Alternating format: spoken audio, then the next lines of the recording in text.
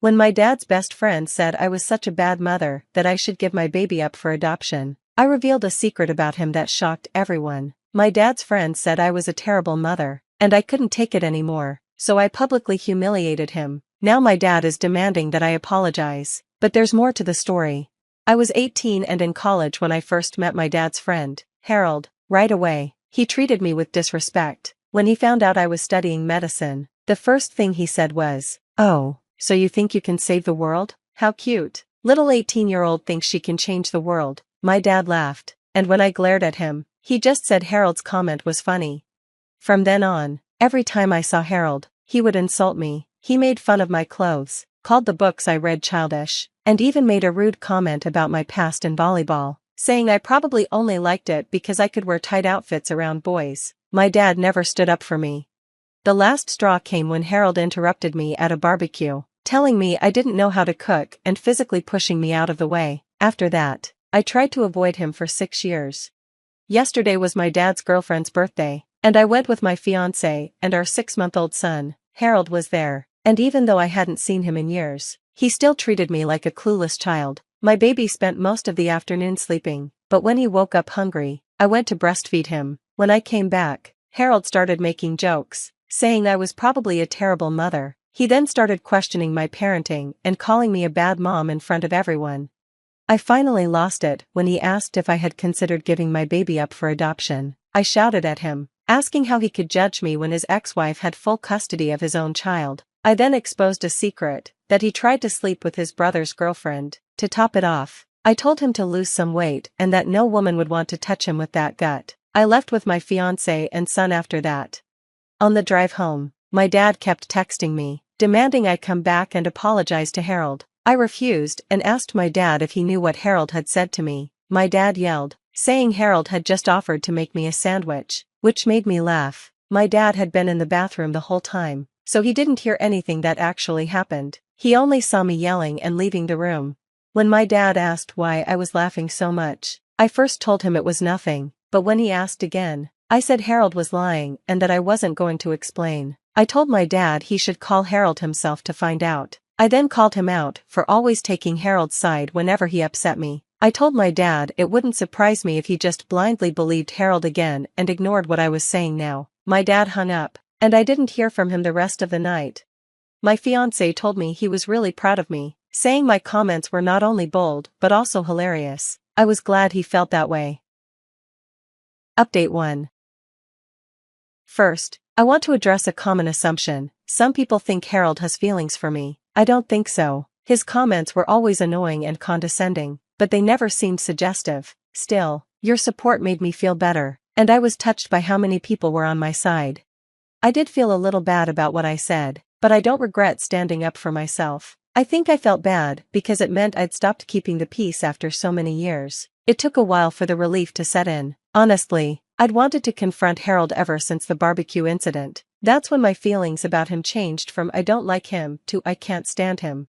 The day after my first post, my dad actually called Harold, which surprised me. When my dad asked Harold what really happened, Harold hesitated before admitting the truth. He took a minute to respond and then said, "Oh, I know." Harold tried to explain to my dad that he was just concerned about me becoming a mom so young and that he didn't mean any harm.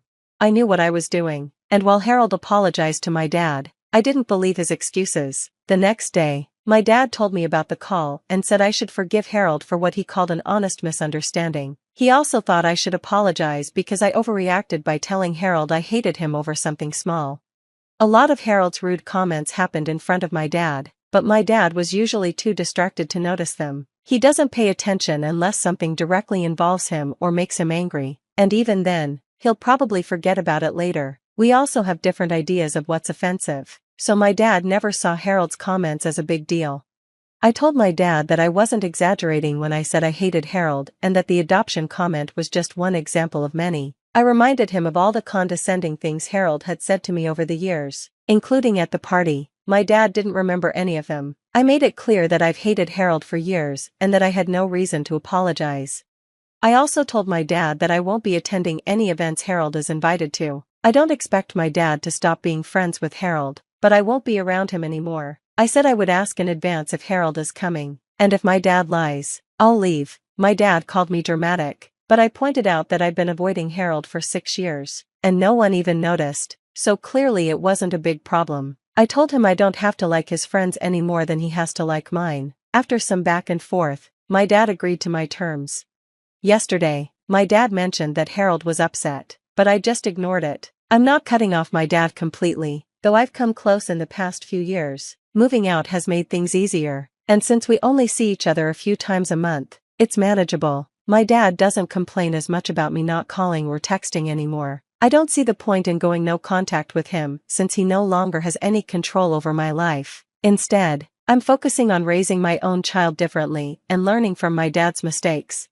My relationship with my dad is still rocky, and I don't trust him to babysit because he tends to fall asleep on the couch. I pushed him to start therapy when I got pregnant, and he finally started in June. His behavior has improved a lot, especially with me and my younger sister, who still splits time between our divorced parents. I've made it clear to him that he won't be allowed near my son if he stops going to therapy. This is the first time in my life that my dad has made real progress, and while it's hard to be hopeful, I'm trying. If I ever do cut ties with him, it won't be because of Harold. That's the whole story. I'm relieved I no longer have to pretend or hide things. My relationship with my dad is rocky, but I'm not going to dwell on it. My main focus is on my son, my fiancé, and my job, and that's not changing anytime soon. Update 2. Avoiding Harold has been going well. My dad has been respecting my boundaries. Whenever he invites my husband and me over for lunch or dinner, I ask who else will be there. If Harold is coming, my dad tells me, and he hasn't lied so far. He also doesn't push when I say I'm not coming. Since my last post, I've only seen Harold once. At my dad's birthday party a few months ago. Yes, I knew Harold would be there, but my dad promised Harold wouldn't talk to me. Also, some of my dad's friends' kids, who I used to babysit and love, would be there. I wanted to see them more than I wanted to avoid Harold. I spent most of the party with my son and the kids, and Harold didn't speak to me at all, so I guess my dad kept his word. My husband and I noticed Harold staring at us a few times, but I chose to ignore it. At one point, I saw my husband staring back, and the sweet guy I married actually managed to look intimidating. I love him for that. You know who did talk to me? Harold's girlfriend. Yes, he has one now. She came over twice. First, she came to look at my son and then made a comment about how he needed a haircut. Great start, right? Later, she came up to me again and said, "You're shy, aren't you?" I said no, and she laughed, saying, "Yeah, you're shy," as if she was talking to a child. I held back my reaction, but I wanted to tell her I wasn't shy. I just preferred spending time with the kids because they were better company than her and Harold. Based on these interactions, Harold's girlfriend is just as unbearable as he is, so they're perfect for each other.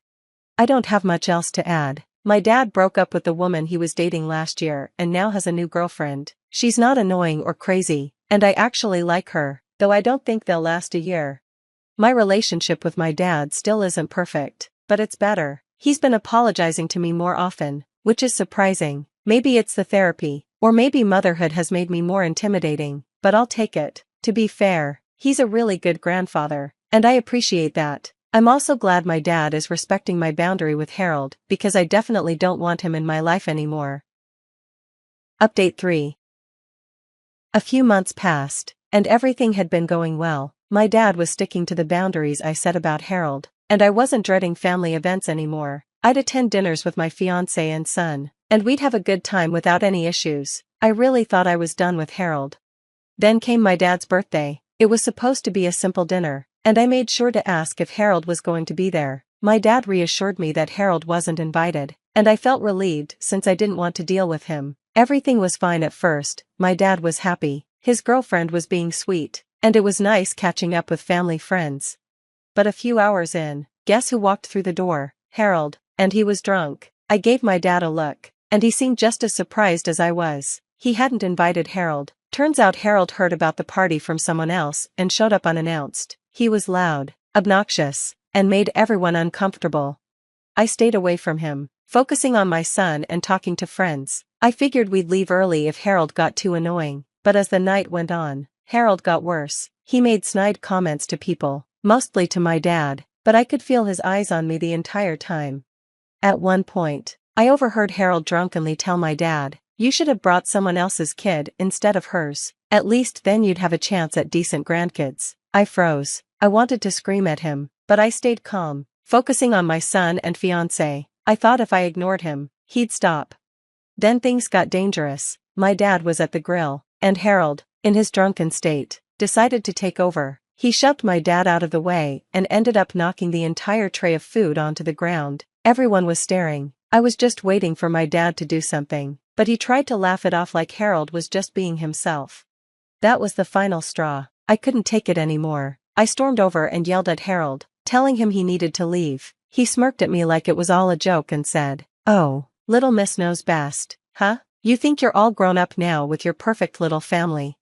I'd had enough. I snapped and told Harold I was done with him. I said, "You've been an arrogant, disgusting jerk for years, and if you think I'm going to let you treat me or my family like this anymore, you're delusional. Get the hell out of here." Harold just stared at me, not even trying to defend himself this time. My dad finally stepped in, and for once, he was on my side. He told Harold, "You need to leave now." Harold was shocked and tried to laugh it off, but my dad didn't budge. He repeated, "Leave, Harold, you've crossed too many lines, and you're not welcome here anymore." Harold stumbled out, and after that, my dad apologized to me. This time, I could tell he was serious. He admitted he'd been wrong to let Harold get away with so much for so long. For the first time, he chose me over Harold. It wasn't just words either. My dad hasn't spoken to Harold since. Tracy returned from the parent meeting completely upset. It was an autumn evening. Drizzling rain and a cold wind pierced through her. But it was even colder inside. It hurt and was offensive. And the problem was not that her 13-year-old daughter Celeste did not understand math. No, that was a problem too, of course, but it needed to be fixed, not cried over. Besides, the class teacher whispered to Tracy the phone number of a good tutor for Celeste. In fact, Tracy's mood worsened when Celeste's teacher, Mrs. Bell, suggested organising an event for Grandmother's Day. All parents supported this enthusiastically. Some had one grandma, others had two. Tracy remained silent. She had no one to invite. Her husband's parents died several years ago. As for her mum and dad, well, the word dad never existed for Tracy because he wasn't in her life. And her mum? Here, it was more complicated. She was alive, but she didn't exist for Tracy. Of course, she gave birth to her, but it would have been better if she hadn't. That's what Tracy used to think, until she escaped from the hell she had lived in since birth. The young woman was walking along a dim street, remembering her bitter childhood. Tracy remembered herself at the age of 5, somewhere. She was born and raised in a small village. She really wanted a doll back then, in a bright dress with lush curls. Her friend had one like that, and Tracy somehow told her mum about it. "A doll?" Her mother chuckled and said rudely, "It's more than you deserve. Draw a doll on the paper and cut it out."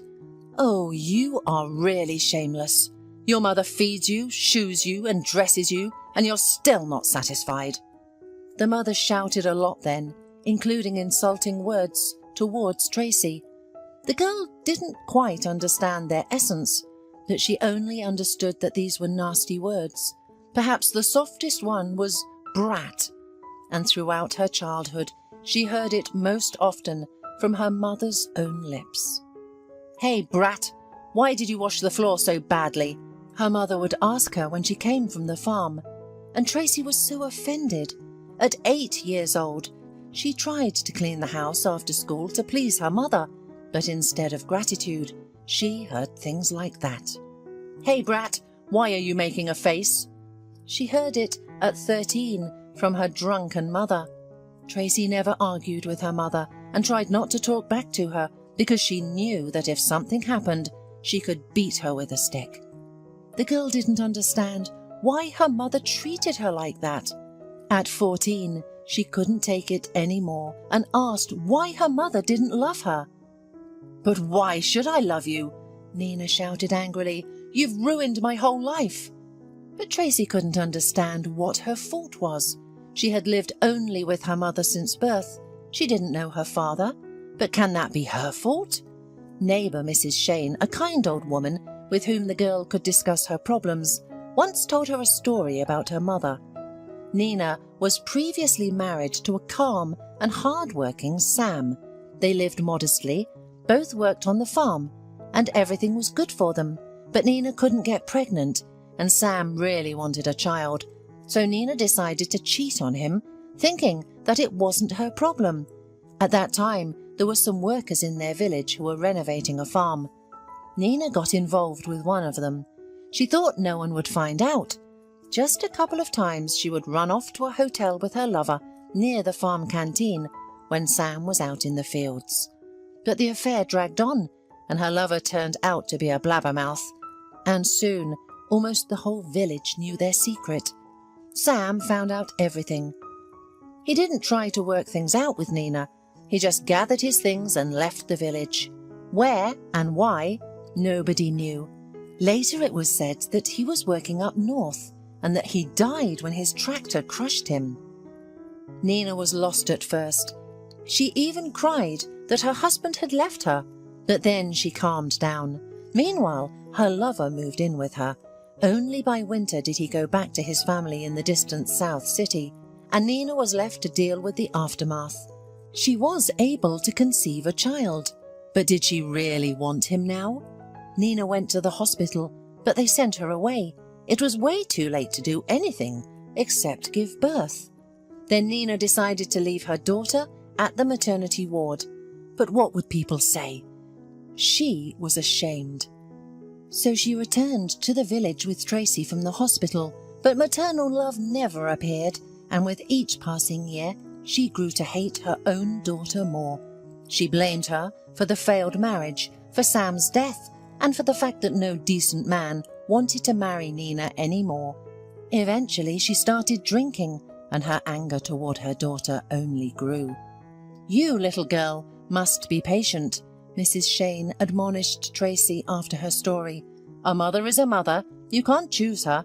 Soon you'll graduate and then go to town, where you'll find a room to rent and get a job, even if it's just cleaning floors at a cafe or a hospital. Your mother won't bother you then, but for now, endure." Tracy listened and nodded in response. She understood why Mrs. Shane was sending her to the town instead of the city. It was easier to live there without support, but how hurtful it was. Nina herself made a mess of things, but she blamed her daughter for everything. And maybe Tracy would have taken Mrs. Shane's advice, but one incident changed everything. One summer, Nina brought another boyfriend home who was also her drinking buddy. They drank and had fun in the kitchen, but then the man started shouting at Nina, saying that she was ugly and old and that her daughter was the real beauty. Tracy had just turned 17 at the time.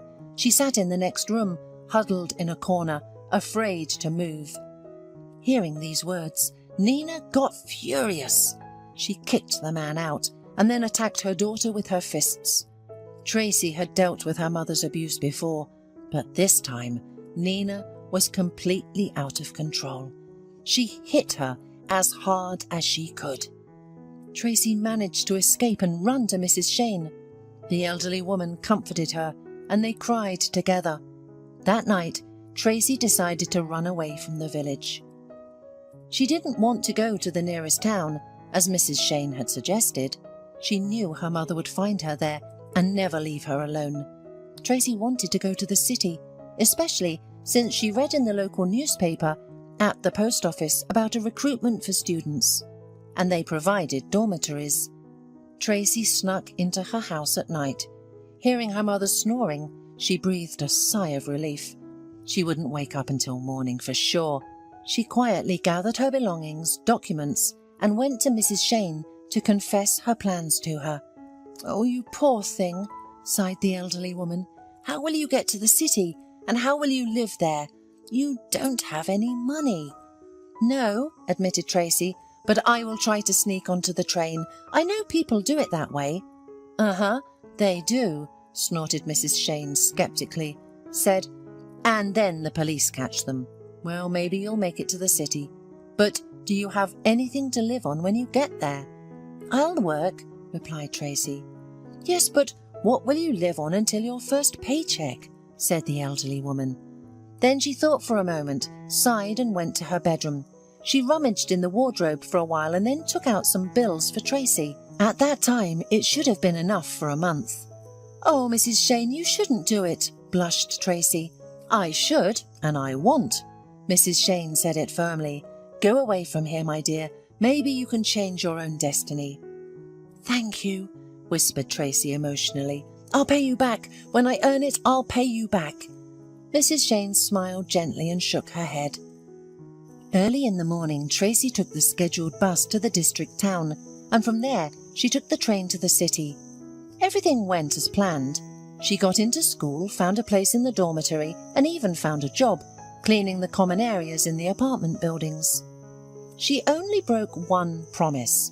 She never gave the money back to Mrs. Shane. The kind-hearted woman died in the fall of that year. Tracy learned about this from her mother, who came to visit her daughter for the first and last time. It turned out that Mrs. Shane had told Nina where Tracy had gone. But Nina came not because she was worried about her daughter. No, she wanted to take Tracy home because she needed free labour to clean the house, look after the chickens in the yard, work in the garden, and do other chores.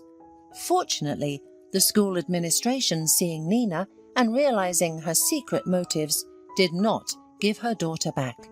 Besides, Tracy firmly decided that she would never return to her mother. She had enough of her mother. Now she was alone and on her own.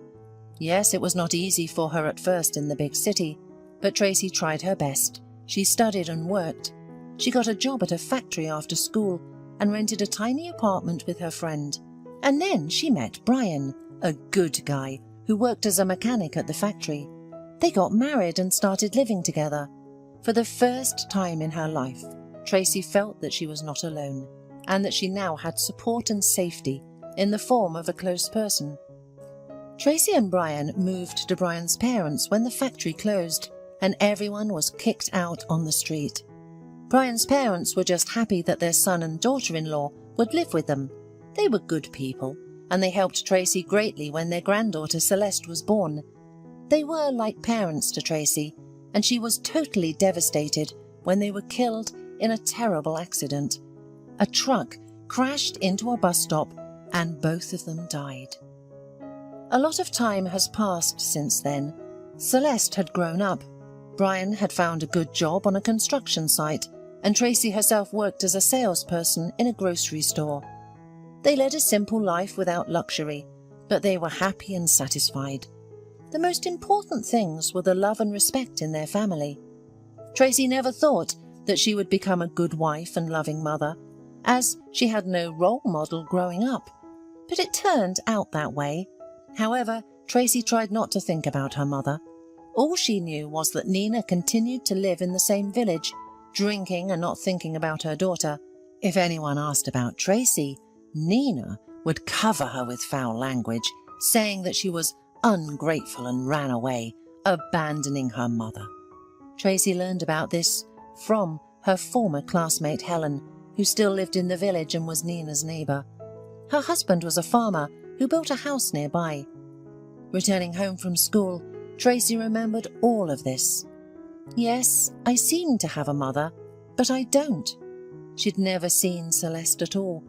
What kind of grandmother is she? Yes, it's a pity that Celeste will have to participate in the class event as little as possible.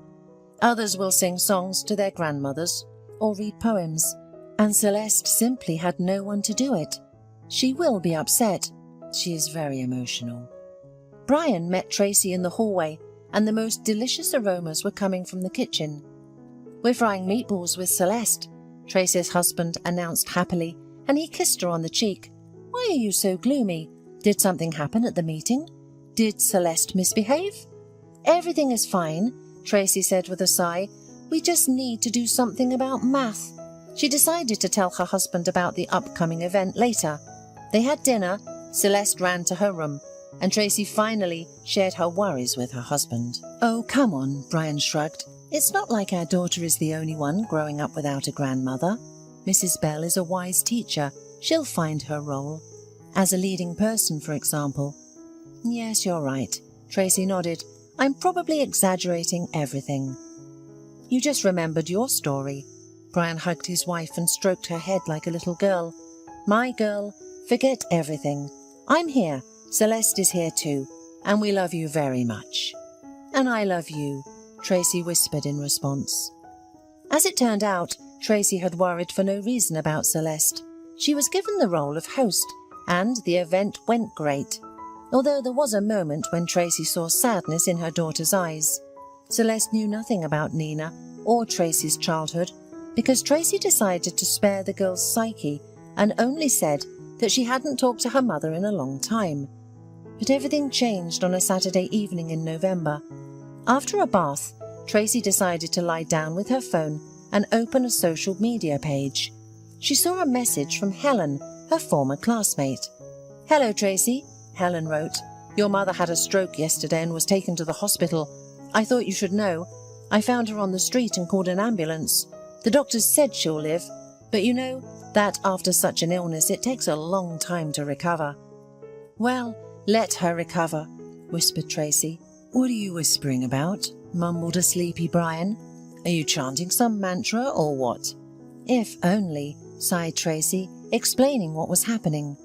We have to visit her, unexpectedly and decisively, said Brian, as if waking from a dream. Tracy, she's your mother. A mother who hated and treated me like a stray dog, bitterly said Tracy. Brian, I can't forget anything, and I can't forgive her either. I understand it's difficult, but what else can we do? Helen said there's no threat to her life. She'll recover and start drinking again, angrily said Tracy. What's going to happen to her? And if she doesn't recover? Her husband asked cautiously. Tracy, we should look after her, so we don't blame ourselves later. I won't even think about it, grunted Tracy, and turned back to him, trying to fall asleep. But sleep wouldn't come.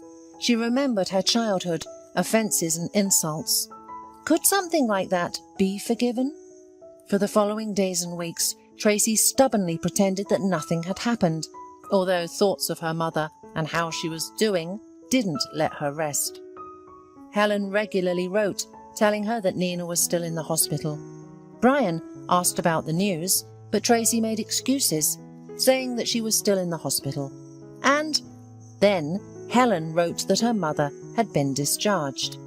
Tracy, I understand that you have difficult relationships with your mother and that you have reasons not to love her, but she's still your mother, wrote Helen.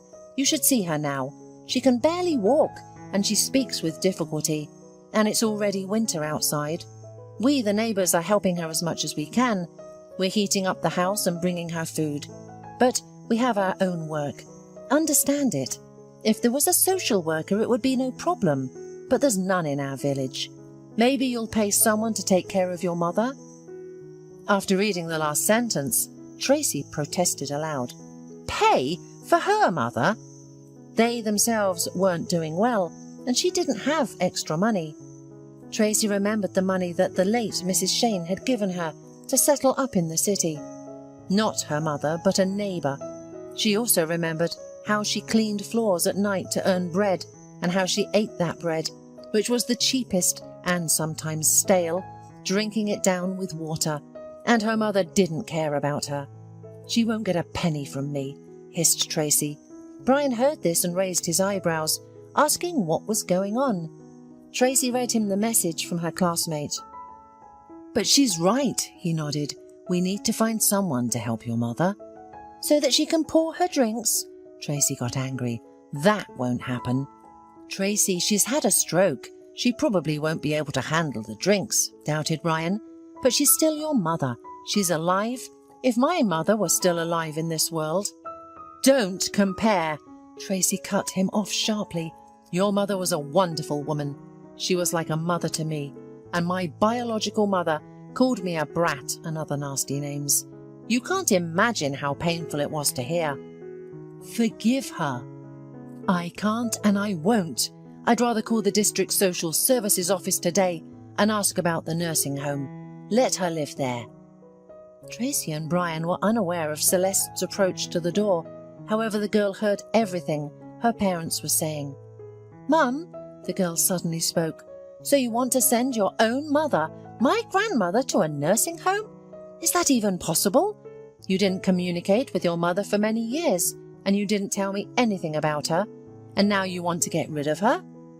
Tracy turned sharply at her daughter's voice and blushed. She didn't want her daughter to know everything, but what could she do now? "Sweetheart," Tracy said anxiously, "you're still young, and there are many things I can't tell you, but believe me, it will be better this way." "Better for whom?" Celeste cried. "For you? You don't ever think that I might send you to a nursing home too someday?" "What are you saying?" exclaimed Tracy. "Celeste, you can't judge me right now. This woman only gave birth to me, and then she only insulted me. I ran away when I was 17 because she beat me, and her drunken suitors harassed me." After saying this, Tracy fell silent, realizing that perhaps she shouldn't have told her daughter all of this. Celeste, who had grown up with love and care, could hardly believe that her own mother could act this way.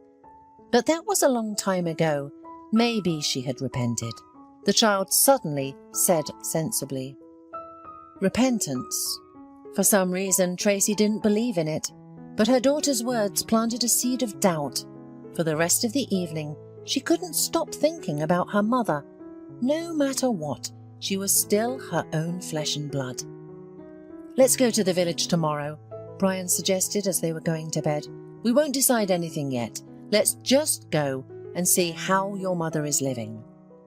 "Okay," Tracy unexpectedly agreed. The next day, Brian took a day off work. Tracy changed shifts, and they set out in their old car. Tracy was lost in thought all the way, wondering what had happened to the village. She hadn't been there for so many years. And most importantly, how would the meeting with her mother go? If she tried to insult her in any way, she would send her to a nursing home without a second thought. Over the years, the village had become dilapidated and smaller. Many houses were empty. Only Helen's house towered like a giant, and nearby was the old hut. Tracy's heart tightened. Her childhood home. No matter how badly she had lived there, it was still exciting. The courtyard was covered with snow, and only a thin trail indicated that people sometimes came there. The wooden door creaked heavily when Tracy pushed it open. The woman froze for a second and then entered the hallway. Everything was cluttered and dirty. Tracy involuntarily grimaced. Her mother had let everything go. Clearly they hadn't cleaned in years. Tracy was shocked. She touched the radiator. It was cold. The woman peeked into the bedroom, and she didn't immediately recognize her mother among the pile of rags on the bed. Finally, the pile moved, and Nina emerged from underneath. Her mother had become a complete old woman, thin and yellowed. Tracy felt sorry for her for some reason. She wanted to chase away that feeling, but she couldn't. "Hello, Mum," Tracy whispered quietly.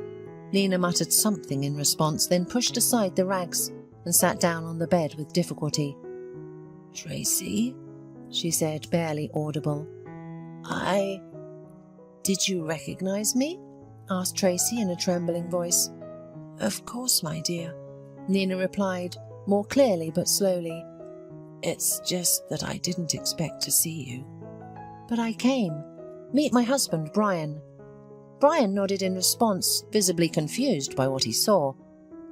"You also have a granddaughter," added Tracy. "Her name is Celeste." "I know," Nina happily smiled. "Helen told me and showed me a photo on her phone." "I see," Tracy replied dryly and harshly. "So tell me what happened to you. Have you drunk yourself to a stroke?" She sat on a stool, brushing off the dust, and looked into her mother's faded eyes. Nina shrugged and lowered her head. "You're right, my daughter. I'm to blame for everything," she muttered, and then she sobbed and burst into tears. "Tracy, forgive me," she said, wiping her tears from her wrinkled face with a trembling hand. "I'm so guilty in front of you. This is my punishment for mistreating you. I only recently realized how wrong I was. I took out my grievances on you and drowned the pain in alcohol. I ruined my life with my own hands."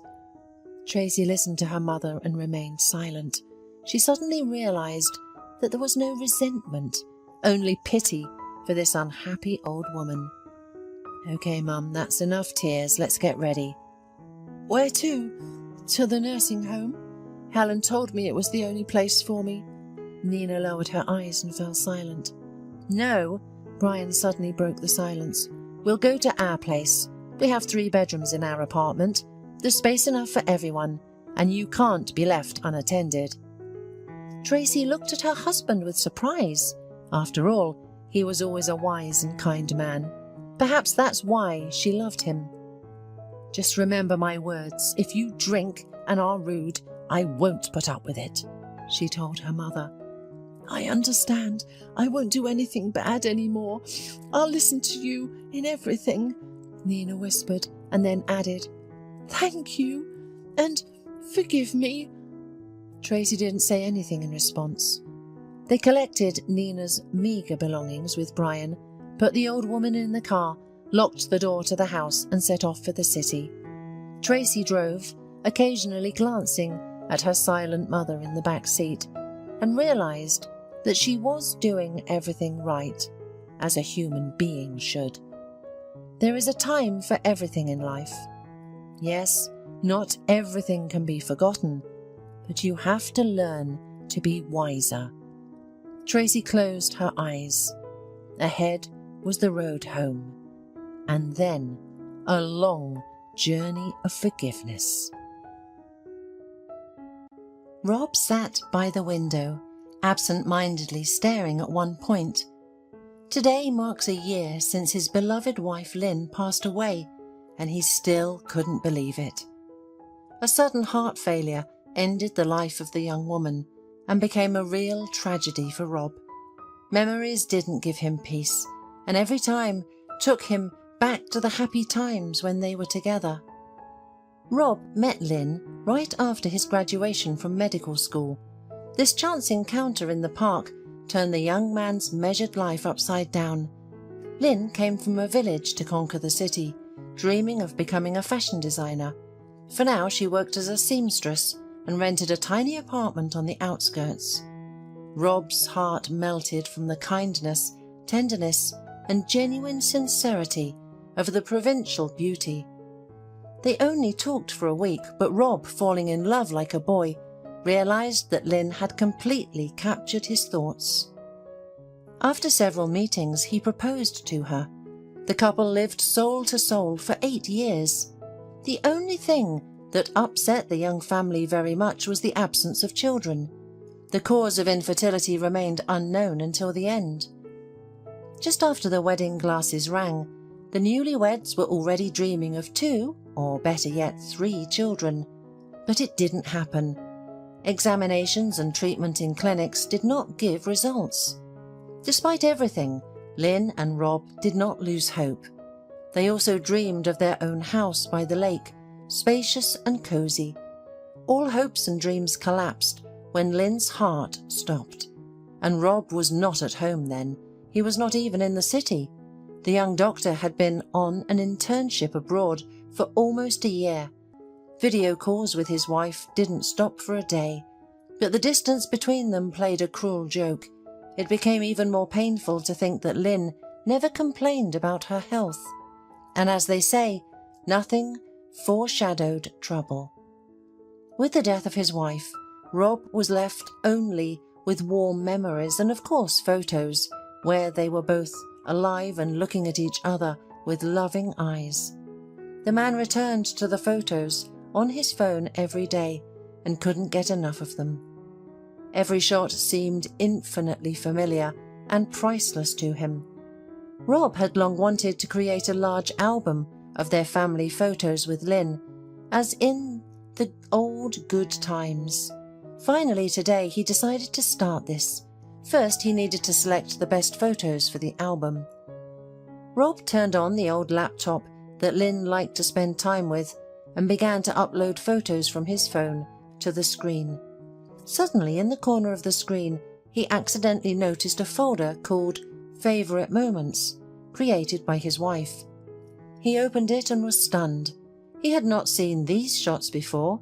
Rob seemed to relive the touching moments in which he and Lynn were captured. "Thank you, dear, for everything," he whispered. Suddenly the man came across a strange shot where his wife was sitting on the bed, holding a large children's toy car in her hands. "Oh, that's unexpected. We don't have children's toys, although we really dream of having a child in our family. Well, maybe she went to a friend's birthday who has a child and bought a toy for the occasion," Rob guessed. Looking closely at the image in the photo, he noticed a sheet of paper lying on the edge of the bed.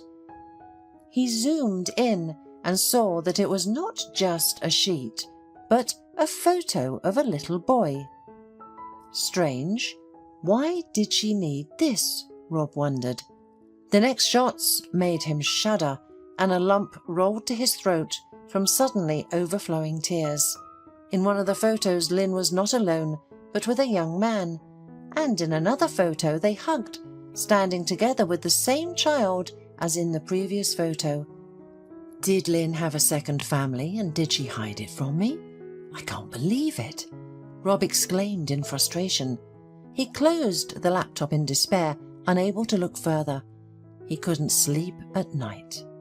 A feeling of bitterness and incomprehension had robbed Rob of his peace. It was only in the morning that he was able to forget. He dreamt of Lynn. At first she was in his arms, but then she turned into a bird and flew away. Rob woke up with a broken heart and a headache, unable to think of anything else but yesterday's photographs. Rob and Lynn had always had a golden rule, never to pry into each other's personal belongings. Even after Lynn's death, Rob didn't allow himself to break the established tradition. Lynn's things remained in their usual places. However, curiosity and emotional turmoil didn't allow Rob to calm down. In the end, he couldn't resist and opened the drawer of the writing desk where Lynn kept her personal documents. It was hard for him to look at things that her delicate hands had once touched. He didn't even realize how he would live without his beloved. This pain was sharper than a razor and unlikely to ever dull. Unexpectedly, among the other documents, a child adoption form caught his eye. "Oh my God, what is this?" Rob exclaimed. Lynn never mentioned adoption. They still had hope of having their own child, and everything would have worked out if... A wave of despair washed over Rob. This was always the case when he remembered their shared dreams and plans that were never meant to come true. One thing Rob knew for sure was that Lynn would never have made an important decision alone. All questions concerning the two of them were decided together, but something made Lynn sign the adoption form. "What should I do? How difficult it is without you, Lynn, but I must find out everything." Rob's heart told him that his wife was going to tell him something important, but she didn't have time. Adoption, where could it be? Rob wondered. Well, of course, in an orphanage. This would be our next step with Lynn if the doctors gave us the final verdict that we couldn't have children. The decision to go to the orphanage came lightning fast. The man didn't put it off. Time flew by unnoticed during the journey, and now Rob was standing at the doorstep of an old and shabby orphanage building. "Who are you here to see? Do you have an appointment?" the guard asked harshly, looking down. "I am here to see the director. I need to talk to her," Rob replied confidently. "Well, I don't know. We're very strict about this, and we don't just let anyone in from the street. But wait a minute, I'll call her on the phone," the guard replied. His sense of responsibility was clearly not in question. "You're lucky you came just in time. Mrs. McGuinness is still here, and she is willing to see you. Go up to the second floor. The director's office is on the left down the corridor." "Hello, how can I help you?" said the middle-aged woman with a pleasant appearance and a very kind smile that could melt any heart. These are the people who should work in an orphanage, Rob thought. Young man, are you here about adoption? What's your name? The director asked again, sensing that the visitor didn't know where to start the conversation. I'm sorry, I was lost in thought. My name is Rob Dewar. Yes, about adoption. That is, not exactly, the man said, becoming flustered again. Can you tell me if my wife, Lynn Dewar, came to see you last year? Let's take a look. We have records of visitors in our archive. I'm afraid I will disappoint you. No, she didn't come. Although many adoptions have been processed in the last year, there was also a refusal to take a child. A strange refusal, Mrs. McGuinness said significantly. Why strange? Rob was interested. Well, because a woman without any explanation gave her own 8-year-old son to the orphanage. Usually we get refusals from maternity hospitals, children from troubled families or children whose parents die or died under different circumstances. And here, a living, apparently healthy woman just came and gave her child away. In my practice, it's almost the first time something like this has happened. Yes, how heartless people can be. Rob agreed with her thoughts. Suddenly the door opened and a thin boy ran in. His high-pitched child's voice filled the entire space of the large office. Mrs. McGuinness, can I not go outdoors today? My tutor is making me, but I don't have time. I still need to finish my craft for the competition. As Rob looked at the boy, he felt as if he had been struck by an electric shock. He had seen this child somewhere before, and very recently at that. Oh my God, Rob realized this is the boy from Lynn's pictures that he was looking at yesterday and came here for. Rob was so lost in thought that he didn't notice the boy approaching him and staring at him with big grey eyes. Suddenly the boy asked, "Are you my dad by any chance?" Rob wasn't expecting such a question and was completely lost, not knowing how to answer. Cody, go to your room. You can't interfere in adult conversations. Okay, I'll allow you to skip the daytime walk today. Upon hearing these words, the boy smiled and disappeared behind the door of the office. Don't take it seriously. That's how kids in orphanages are. Regardless of their age, they dream of having a family. They see a dad in every man who comes and a mum in every woman. And this boy is special. He's the child I just told you about. He was placed in an orphanage without explanation. Rob turned pale and froze. He had many questions but no answers. Okay, someone put this child in an orphanage. But what does my wife have to do with it? How do I unravel this mess without you, Lynn?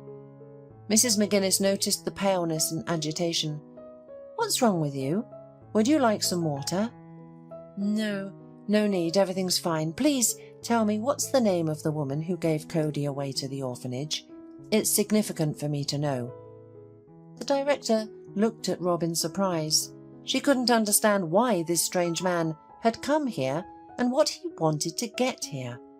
She shouldn't just reveal confidential information to him out of the blue, but Mrs. McGuinness caught herself thinking that she didn't want to refuse him, simply because Rob didn't look happy and there was some inexplicable sadness in his eyes. So Mrs. McGuinness simply nodded in agreement. Okay, let me check. Found it. The woman who wrote a refusal for Cody is named Judith Rossi. Judith? Rob asked incredulously. Yes? Do you know her? No, I don't, he answered immediately, but he lied. Of course he knew Judith Rossi. She was his ex-girlfriend, the one before Lynn. Judith noticed him first in college and fell in love. Rob just got carried away, nothing more. He didn't fall in love with her, and Judith knew that, but didn't want to believe it. She tried every possible way to win the affection of the guy she liked. Rob, are you busy tonight? Maybe we could go to the theatre or a cafe together. And on weekends we could go to the countryside. There's such a fun group gathering there. What do you think? At first, Rob waved off Judith like a pesky fly, but one day he got tired of it and agreed to the girl's proposals, just to use her as a remedy for boredom. Then Rob met Lynn, fell madly in love, and completely forgot about Judith. The girl didn't give up without a fight and made many attempts to win Rob back, but all of them were in vain. Rob didn't want to hear anything. When Judith found out that Rob was getting married, she went crazy and shouted after him, "You'll regret it bitterly, and you'll never be happy." A few days later, the girl disappeared from Rob's life. He was very happy about it and immediately forgot about Judith. After all, he had a new life with his beloved Lynn. Now, years later, what happened between him and Judith flashed brightly in his mind, especially her last words. Rob was horrified because they really turned out to be prophetic. He rushed out of the orphanage like he had been scalded. A swarm of thoughts raced through his mind, which he couldn't put together. Lynn's ridiculous death, her photos with Judith's child, whom she gave to the orphanage. Try as he might, Rob couldn't understand or connect the events that had happened. One thing he knew for sure was that he needed to find Judith. Rob was almost certain that she held the key to the solution. Surprisingly, he still remembered Judith's address, tucked away in the corners of his memory. It was easy to find the old 5-story building that he hadn't visited in almost a decade. After a piercingly loud ring, a middle-aged woman opened the door and looked surprised at Rob. "Who are you looking for?" she asked. "Is Judith Rossi here? She used to live here," Rob replied, realizing that the woman in front of him was not Judith. "I don't know anyone like that, sorry," the woman replied. However, seeing the desperation on Rob's face, she added, "Wait, let me ask my husband. Maybe he knows." "Ben, have you heard of Judith Rossi?" A male voice came from the depths of the room. "Oh, Kate, have you forgotten? We bought this apartment from Judith Rossi about a year ago. And who's asking?" "Apparently nobody," the woman said, looking after Rob as he ran down the stairs. Outside, Rob sat on a bench and hugged his head, buzzing like a beehive from today's events. Well, that's a dead end. Where do I look for Judith now? And maybe no one needs to be searched for to find out, to dig up the past. Why, Lynn won't come back anyway.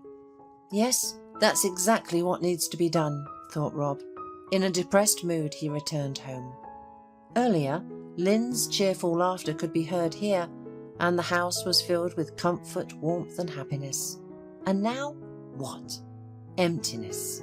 The grey walls and ceiling pressed on Rob with terrible force. He collapsed weakly on the couch and immediately fell asleep. Lynn appeared in his dream. They were walking toward each other. Lynn was so beautiful in a long sky-blue dress, walking through a field strewn with wild flowers. She took a little boy by the hand. When Lynn reached Rob, she whispered only one word to him, "Don't give up." And then the girl disappeared, turning into flowers in the field.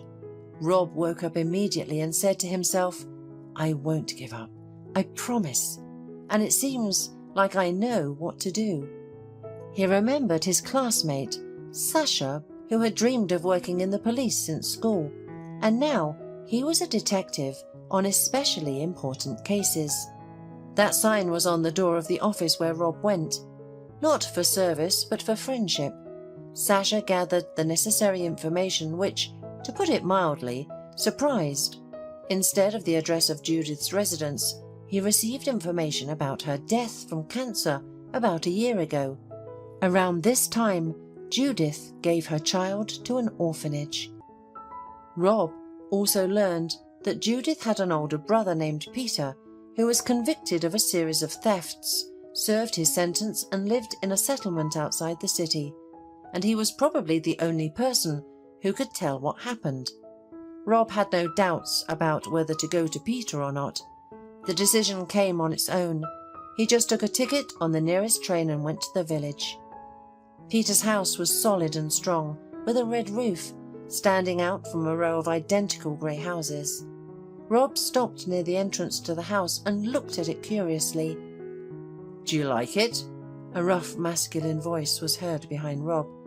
"I built it all with my own hands." Rob turned around and saw an unshaven, casually dressed man who did not look very friendly. "What are you standing there for, shifting from foot to foot? Come into the house if you've come," he said. "Yes, actually," Rob stuttered hesitantly, embarrassed by such a greeting, but followed the owner into the house. "Who are you?" Peter asked as soon as Rob crossed the threshold of the house. "I'm Rob." "Who?" Peter rudely interrupted him.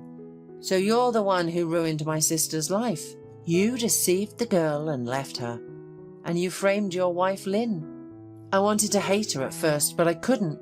She turned out to be a good person, but she didn't get what she deserved. And now, what brings you here? Do you want to mess with me? Of course you're happy with your life. You bathe in happiness, and I'm all alone, with a certificate from prison.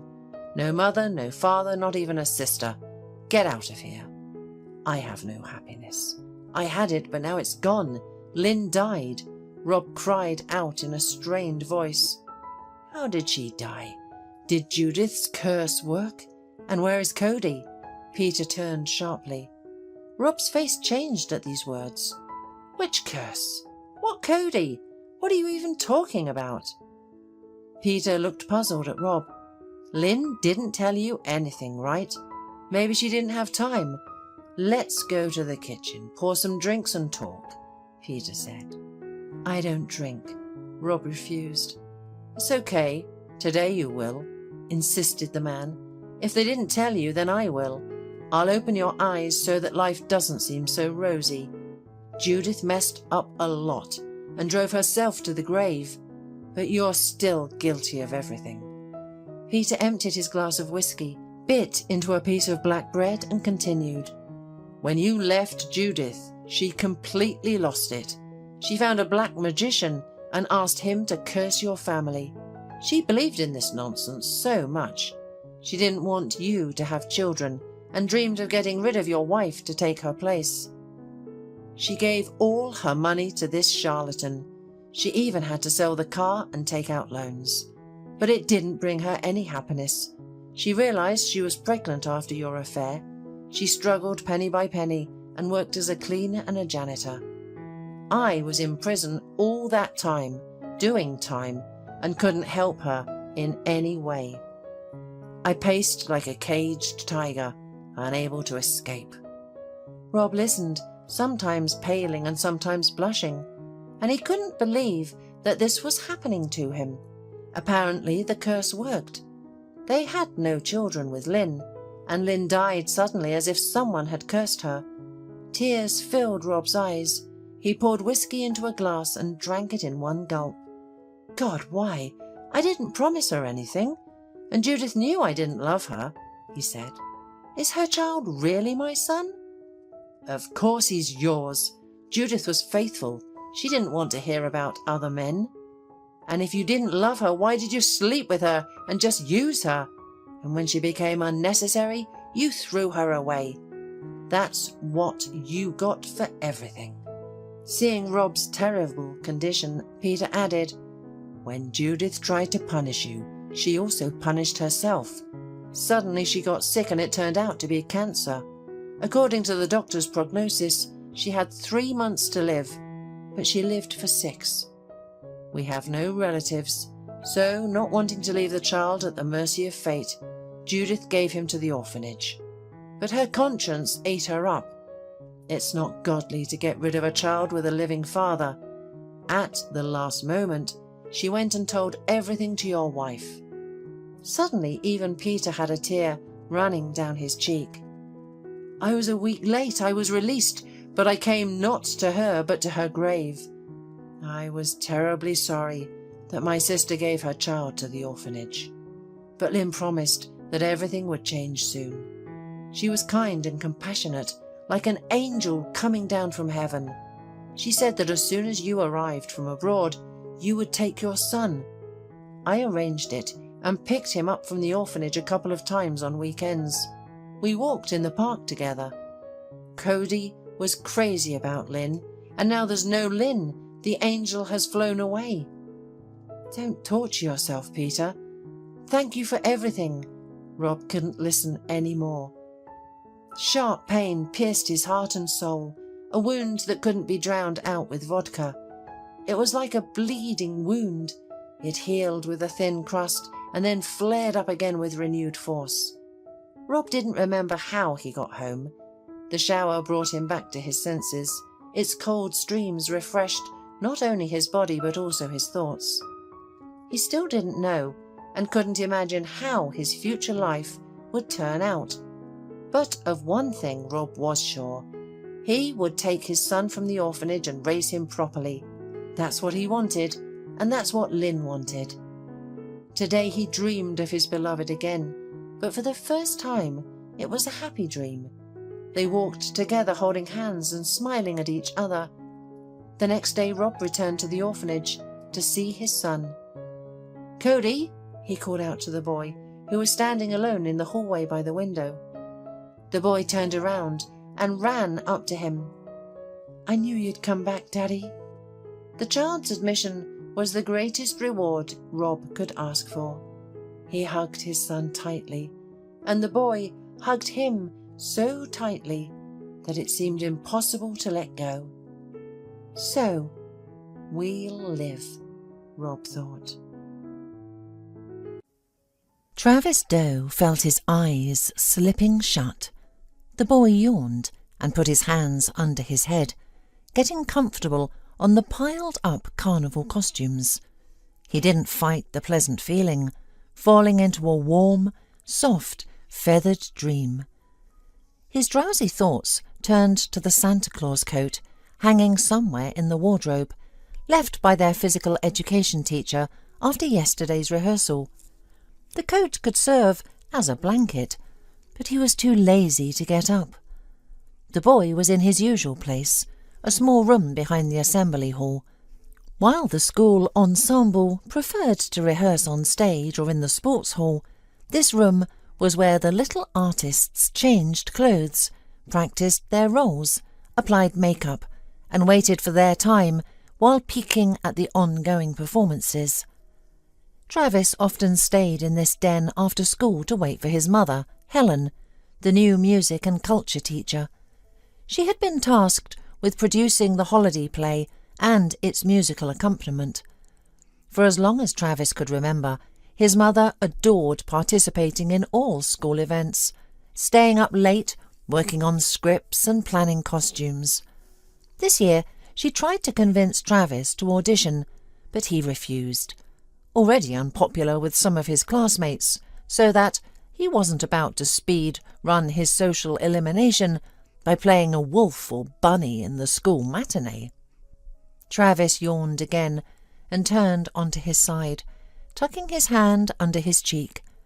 His secluded, dark corner smelled of wood shavings, cardboard and paint, remnants from the senior students' recent work on New Year's play decorations. His mother had conceived a New Year's fairy tale based on The Wonderful Wizard of Oz. In her adaptation, Dorothy and her dream team journeyed not to Emerald City, but to New Year's Land, seeking a festive mood stolen by an evil sorceress. With rehearsal still 2 hours away, Travis had time to sleep. He could have used the time productively, doing homework or studying for tomorrow's chemistry test, but sleep felt more urgent now. Just then the big door to the assembly hall creaked and groaned. Footsteps indicated 2 people entering. "Looks like we're first," a girl's voice said. "You stay here, please, then we'll go home." The boy's drowsiness vanished. He opened his eyes sharply, restraining himself from jumping up. The familiar voice made his heart race. It belonged to Brenda. Travis fidgeted, unconsciously touching his cheekbone, where a whimsical green frog band-aid covered a fresh wound. Brenda had applied it to him during the long break today, explaining, "I always carry a first aid kit because my little brother's always getting hurt. Sorry, but he only likes cartoon band-aids. And we're out of Spider-Man. Just frogs and unicorns left." Travis had only managed an awkward shrug in response. Brenda had been so close he could have counted her eyelashes and spotted the light freckles on her cheeks, if he had dared to meet her eyes. Instead, he focused on the butterfly-light touch of her fingers on Travis's burning skin. Her fingers were slim and musical, cool and gentle. She smelled of fruity shampoo with a hint of school cafeteria. "That's it. Now you're good as new.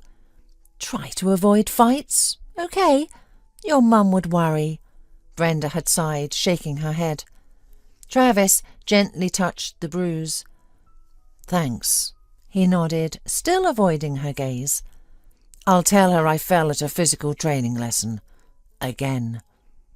The boy's confused expression betrayed how unconvincing this excuse had become.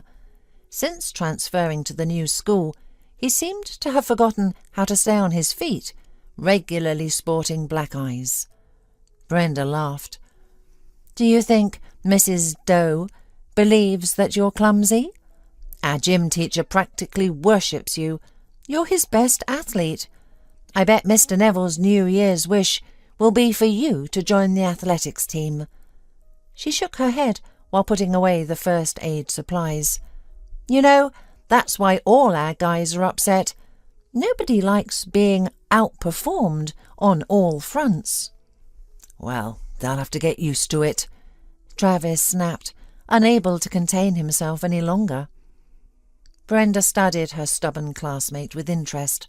Travis had transferred to their class in September after his parents' divorce, when they sold their large apartment and went their separate ways. Travis's mother took a flat in a decent residential neighbourhood. It was smaller but cosy, with everything one could need nearby, from a supermarket and clinic to a school and beauty parlour. Helen Doe was sure that the move and change of scenery would be good for everyone. At first it was. Travis, while renovating his room, distracted himself from thoughts of his father's betrayal. The man had been living with 2 families for 2 years, and even had a small child there. Then September came, a time to go to a new school. Nothing foreshadowed trouble. Travis was handsome, cheerful and athletic. He played guitar, enjoyed basketball and studied well. Yet in the new school, such a talented guy wasn't welcomed by everyone. While the girls immediately noticed the newcomer, the boys began grinding their teeth, perhaps from jealousy, perhaps something else. Do high school boys really need a reason to fight? At that age, boys were like walking cans of petrol. Strike a match, say one wrong word, and flames burst out. Paul, the unofficial leader of the class, became Travis's main rival. Like a pack leader sensing competition, he began going out of his way to prove his superiority. Initially, Travis ignored his classmates' ridicule and antics, seeing them as childish and beneath his attention. But recently, Paul had managed to find Travis's weak spot. Travis's Achilles' heel became his mother, who was a music and culture teacher at his new school. The boy deeply loved her. She was a wonderful woman and a marvellous teacher who genuinely loved children and her work. Moreover, Mrs. Doe was young and stylish. No wonder high school students never missed world art culture lessons. Sometimes, though, they crossed boundaries. Paul would make crude jokes about the teacher. What started as hormone-driven teenage pranks escalated when Travis made a serious mistake. Upon hearing Paul discussing his mother, he attacked his classmate with his fists. Despite the beating Paul received, he didn't stop. Having discovered how to provoke the usually level-headed Travis, he began mentioning his mother more frequently. Today, after the world art culture lesson, Paul loudly commented about Mrs. Doe's new buttoned dress and his desire to undo it. Travis, walking behind, shoved his classmate hard, and the usual fight unfolded. The girls separated them. Brenda, the class president, was insisting they visit the medical office, but the stubborn boys, believing scars make men, went to class instead. That's why Brenda took the injured Travis under her caring wing at their shared desk. By the way, Brenda was the only person who tried to reason with Paul, always taking Travis's side. She'd also been the first person Travis met at the new school, having missed orientation due to illness. When he arrived at the teacher's room where his mother was, Brenda was there too. "Oh, Travis, perfect timing. Brenda, good, you're here," the class teacher said. "Travis is new to your class. Take him along, show him around, give him a tour." Brenda turned, studying the newcomer with interest. That's likely when it hit Travis. The once sociable boy became tongue-tied. His brain turned to mush, his limbs to cotton, and when Brenda smiled, openly and sincerely, he nearly had heart failure. Travis ended up sharing a desk with the class president, much to the other boys' displeasure. Brenda was known to receive the most Valentine's cards, yet remained down to earth. She was a good student, struggling only with algebra. Brenda was most passionate about school activities, participating in competitions, plays and concerts. This probably explained her quick rapport with Mrs. Doe. But interaction with the teacher's son proved challenging. Travis criticised himself for his behaviour, but couldn't help it. His brain ceased functioning around Brenda, along with every other organ.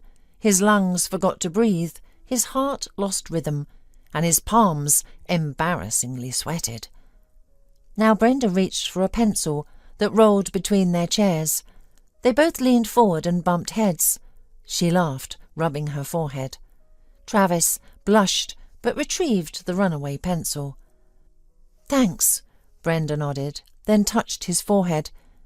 "Are you feeling all right, Travis? Your face is red. They say flu's going around." "Give him a kiss into his tiny brain, Brenda," called Paul, watching jealously from the back. "If I must, I'll kiss you," Brenda grumbled, rolling her eyes. She withdrew her hand and stopped questioning Travis, busying herself with her bag. Travis noticed her ears turning pink. "Why not care about me, Mother Teresa? He split my lip. You should kiss me instead," Paul persisted. "No way," she hummed, tossing her long hair back. "You earned that." Brenda's honey-red hair was thick and beautiful. Travis had never noticed it quite like this before. Her eyes were tea-brown with darker flecks, like leaves swirling in a cup. Brenda and Paul continued trading barbs until the biology teacher entered. The students settled into their seats. "Quiet down, everyone. I know New Year's is approaching, but let's focus. We have a fascinating topic today, the basics of genetics," said the teacher. After the lesson, Paul, going out into the corridor for a break, pushed Travis with his shoulder and muttered in his ear, "Don't get too excited. Brenda is coddling you like a beaten puppy. Don't count on more than that. She was always too kind." Travis, not intending to waste his vocabulary on the bully, explained himself by gestures, showing Paul his middle finger. "Travis, what is this?" the teacher gasped, noticing the obscene gesture. "Nothing bad, miss," the boy found himself quickly. "The thing is that in Japan, the middle finger is not an insult, but a brotherly gesture. In the context of Japanese sign language, it means older brother. Paul has become like a brother to me. I wouldn't be surprised if we had been separated at the maternity hospital. He's such a warm-hearted and nice guy." There was laughter in the class. Paul turned green and pretended to vomit. "I'm certainly glad you have such feelings, boys, but remember, we're not in Japan." Karen Evans hummed, shaking her head and leaving the classroom. Travis hummed, and then he was clapped on the shoulder. Not hard, but in a friendly way. "Funny," Sam praised him with a smile. "I should take your story into account." Travis was surprised because usually Sam did not communicate with him. It appears that Brenda was right. The guys will get used to him. Later, Sam came again, asked to teach him to play the guitar. "I heard you play in the music hall. I would like to impress a girl, Jenny Harper." He was embarrassed. "Will you help me?" "No problem," Travis smiled. Travis's mood became a little better. After all, Brenda took care of him, and the guys began to thaw. Even the clash with Paul was no longer making him angry. However, the cherry on the cake was the appearance of Brenda in the rehearsal room. And why didn't he think that she would definitely want to participate in the play? What an idiot! He should have agreed to his mother's request. Travis froze, not knowing what to do. Come out of hiding? Wouldn't it look strange? From the den, he could go out into the school corridor and then return to the assembly hall through the main entrance. Travis wanted to do so, but for some reason he froze, listening to the conversation between brother and sister. Yes, it was the younger brother Johnny that Brenda had brought with her to the rehearsal. Usually they walked home together, with Brenda always holding her younger brother's hand. Travis heard that the boy was only in the 1st grade. "Who are you going to play?" asked the child, sitting down in the audience chair. "Dorothy," answered Brenda. "It's the lead role." "Are you going to get a cake like last time? It was so delicious." The boy sighed dreamily. Brenda laughed. "No, they gave me a pie for winning a sports competition. Now I'm just going to play and please kids like you." It appears that she tickled her brother because Johnny giggled and then asked for mercy. "And is Christmas Eve coming soon?" the boy persisted. "Only a week left, just a little bit more." "Really? But we don't have a Christmas tree." The little boy was frightened. "And I haven't written a letter to Santa Claus. He won't know what I want." Brenda was silent for a moment. It was as if she were gathering her thoughts or even her strength. "Johnny, dear," she began in a strange tone, so unlike her usual cheerful talk. "We're not going to have a Christmas tree this year. We don't have a tree or ornaments for it." "What?" The 1st grader was frightened. "Brenda, but how could we? We used to have a Christmas tree. Why can't we decorate it?" Tears trembled in the boy's voice. Brenda sighed long. Travis, unable to bear it, got up from his peculiar recliner and went to the door to look through the crack. Brenda was squatting opposite her brother. He was sitting in an armchair, frowning at his sister. "Johnny, the Christmas tree was taken away from us. There's no money for a new one. They cost as much as an airplane wing, honestly, and the toys cost even more." "Who stole our Christmas tree? The Grinch?" the child wondered. Brenda smiled weakly, shook her head. "Alas, but no. Johnny, you don't need to think about it. You are small. You will not understand yet." Travis thought about it. His mother made him drag a huge artificial fir tree and heavy boxes with toys and decorations to their new flat.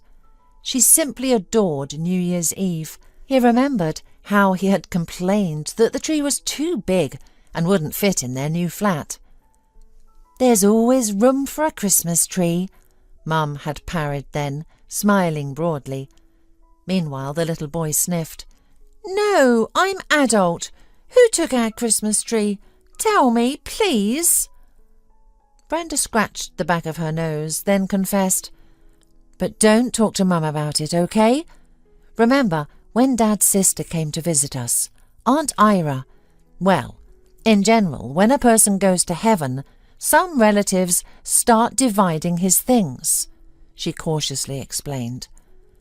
Aunt Ira declared that the toys belonged to their parents, so they were hers. Although there were a lot of Mum's toys, and she and Dad had chosen the Christmas tree together, but Mum didn't fight with her. She didn't even know that Aunt Ira had taken everything from the attic. In the girl's voice trembled resentment and pain. "Brenda, but without a Christmas tree?" "Wrong. And where will Santa put our presents?" the boy asked with trembling voice. "Nowhere, Johnny. This year we'll do without presents," Brenda answered deadly.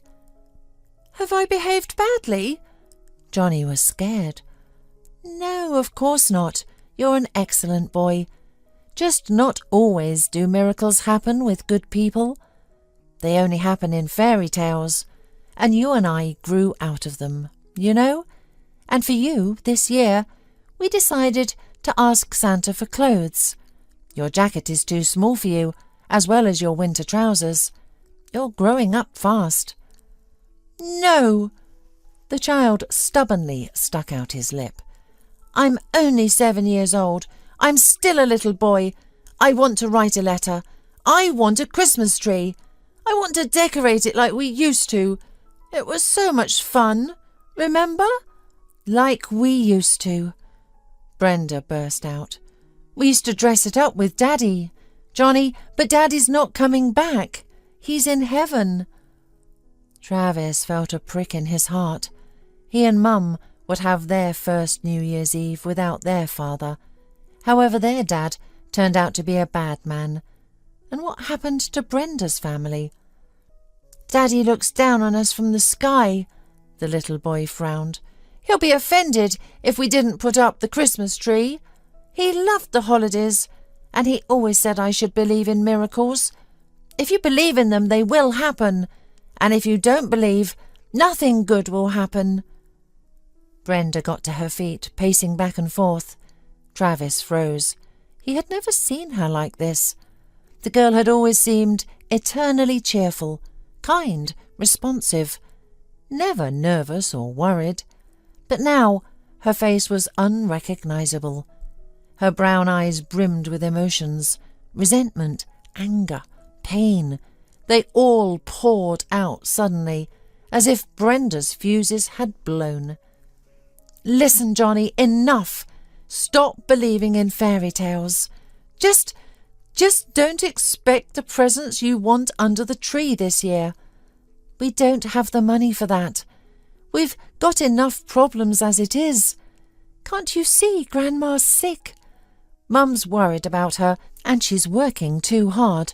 Her boss is a complete fool. We're still in debt. I wanted to help, to get a part-time job. She won't even hear of it. She keeps saying that my job is to study and help with you." She finished the tirade and, hearing a stifled sob, shuddered. Her face softened and the girl knelt before her brother, taking his hands in hers. "Johnny, please forgive me. I didn't mean to upset you. It's just, well, I'm sorry, okay? We'll work something out, right?" She hugged the boy comfortingly. "Maybe I'll ask the guys and we can find a little Christmas tree, and we'll make the decorations ourselves. What do you think? It'll be even better." "Will there be presents underneath it?" the boy asked, still holding out hope for magic. Brenda gulped. She looked into the child's wet eyes. He, too, was red-haired and brown-eyed like his sister. Brenda ruffled his hair. "Something will turn up. After all, you're such a good boy," she said, hiding the pain behind a smile. The boy brightened. His sister wiped the tears from his face with her palms. At that moment the door opened again, and 3 teachers entered the hall. Behind them the schoolchildren followed, dragging boxes with unknown contents. "Oh, the protagonist is already here," Helen exclaimed when she saw Brenda. "Well, we'd better wait for Santa Claus." "You know, Helen, I can't understand," muttered the math teacher, sitting down in the empty chair. "How did you persuade our Bill Neville to play Santa Claus? He can't stand it." "I just asked and he agreed," Helen shrugged. The math teacher clucked her tongue. "You just asked? I can't believe it. I've been asking him to fix the shelf in the classroom for 3 years, but he has no time, and he's never been in a play." "Don't listen to her, she's jealous," giggled the physics teacher. "Our Bill is an enviable bachelor. There aren't many of them in our women's collective. You can see that he likes you." Helen was embarrassed. Travis was too. He liked the gym teacher, though he was too pushy, calling him all the time to competitions. But Travis didn't even know that Mr. Neville had a soft spot for his mum. No, too many secrets he had learned sitting in this den. Travis slipped out through the second door and then entered the main hall properly. His mother, seeing him, brightened.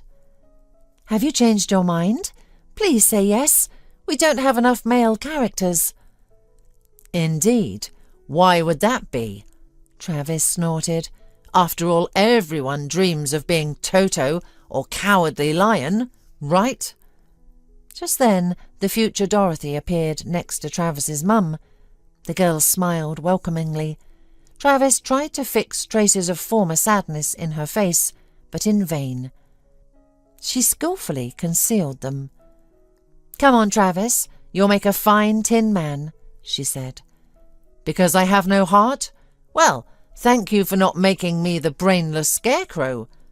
Travis grinned crookedly, feeling his defences cracking. "No," the girl laughed. "You've read the book, haven't you?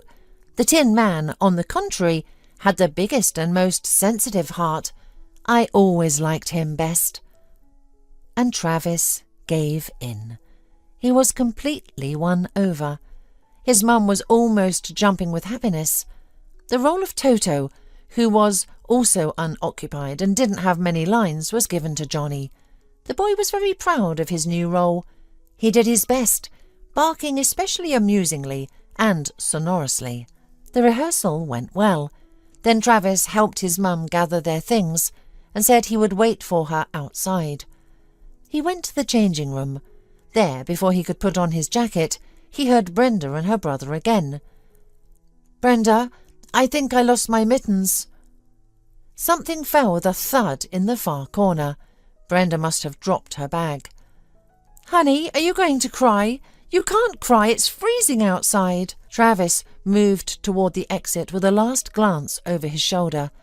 Brenda, kneeling and not minding the dirty floor, stood before her brother. She pulled her white fluffy mittens over his little hands. "They're for girls," Johnny sighed gloomily. "Don't be silly. White is the right colour for everyone. Besides, the cold won't know whose fingers they are, a boy's or a girl's. Oh, come on, put them on." "What about you? It's very freezing." The boy was indignant.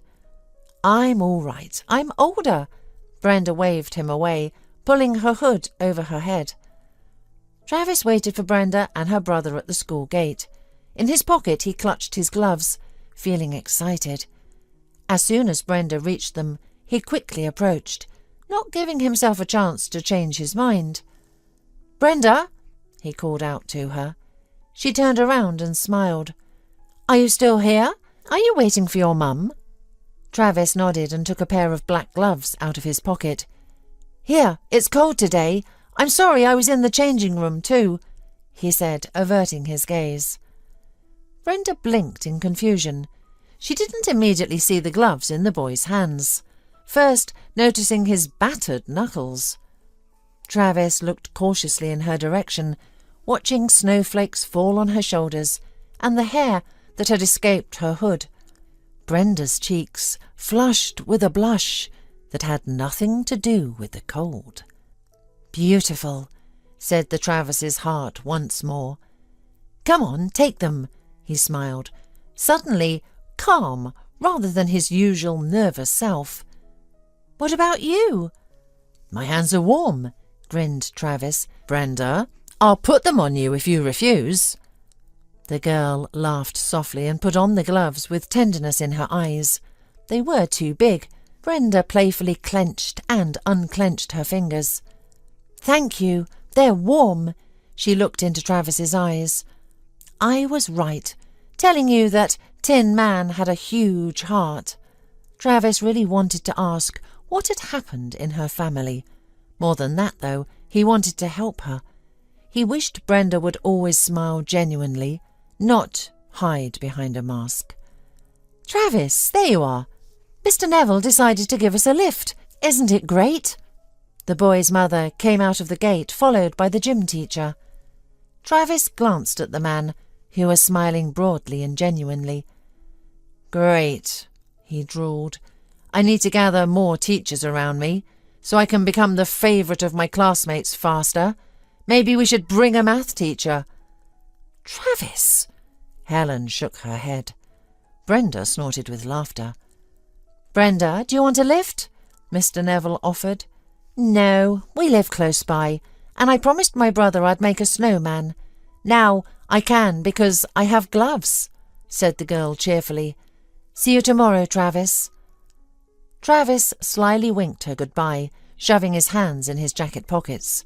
The girl blushed again and waved with her gloved hand. In the car, the boy had an idea. He leaned forward between the passengers and the driver's seats.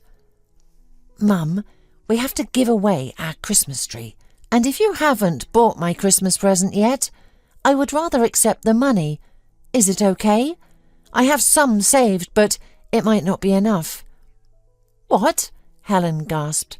"What kind of teenage rebellion is this? And why do you need money?" "Look, I don't know what happened at their family, but they have no Christmas tree, no decorations, and her brother is so sweet and small. He still believes in Santa Claus. He shouldn't lose his faith in miracles like that. I want to buy presents for them." The boy grew more passionate as he spoke, his thoughts tumbling out. Helen listened attentively, a mysterious smile on her face. "Travis, have you fallen in love?" she asked when the schoolboy finished his speech. "Mum, I just want to help her." Travis blushed deeply, sinking back into his seat. The gym instructor cleared his throat and joined the conversation. "Last year their father fell ill. He lost his battle with cancer quickly." Bill sighed, watching the road. "I don't know much, but I heard the relatives caused chaos at the funeral with their demands. Instead of remembering the deceased, they started fighting over property. Their aunt showed up, claiming their parents had always loved her more, that she deserved everything because of that. She took whatever wasn't nailed down. Zoe, their mother, was too devastated to fight back. She works at the market. I've seen her a few times. She's lost a lot of weight." After listening to the teacher, the boy looked at his mum expectantly. "Mum, that evil aunt even took their Christmas tree. By the way, what do we need such a huge tree for? We barely have room for it anyway. But it would make them so happy. Isn't that what holidays are about? Making people happy?" "What do you suggest? Just show up with a tree? That would be strange," Helen mused.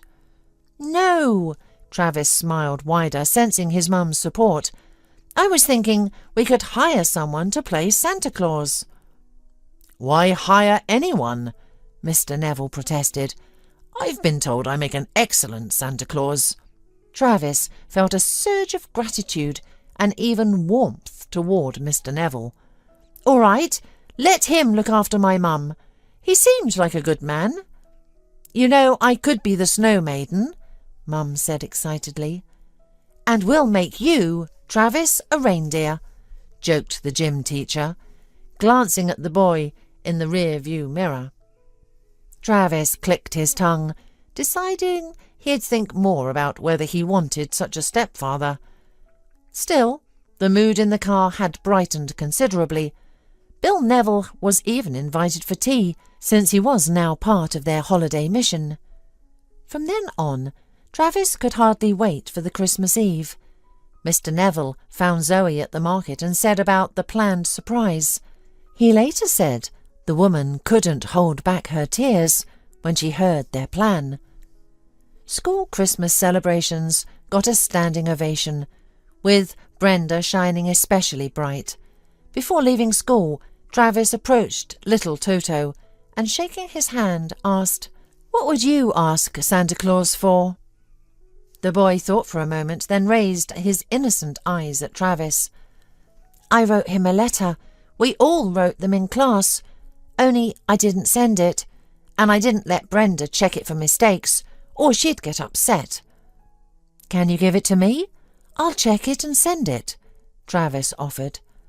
The high school student in his Tin Man costume inspired trust in the boy. He took the letter from his school notebook.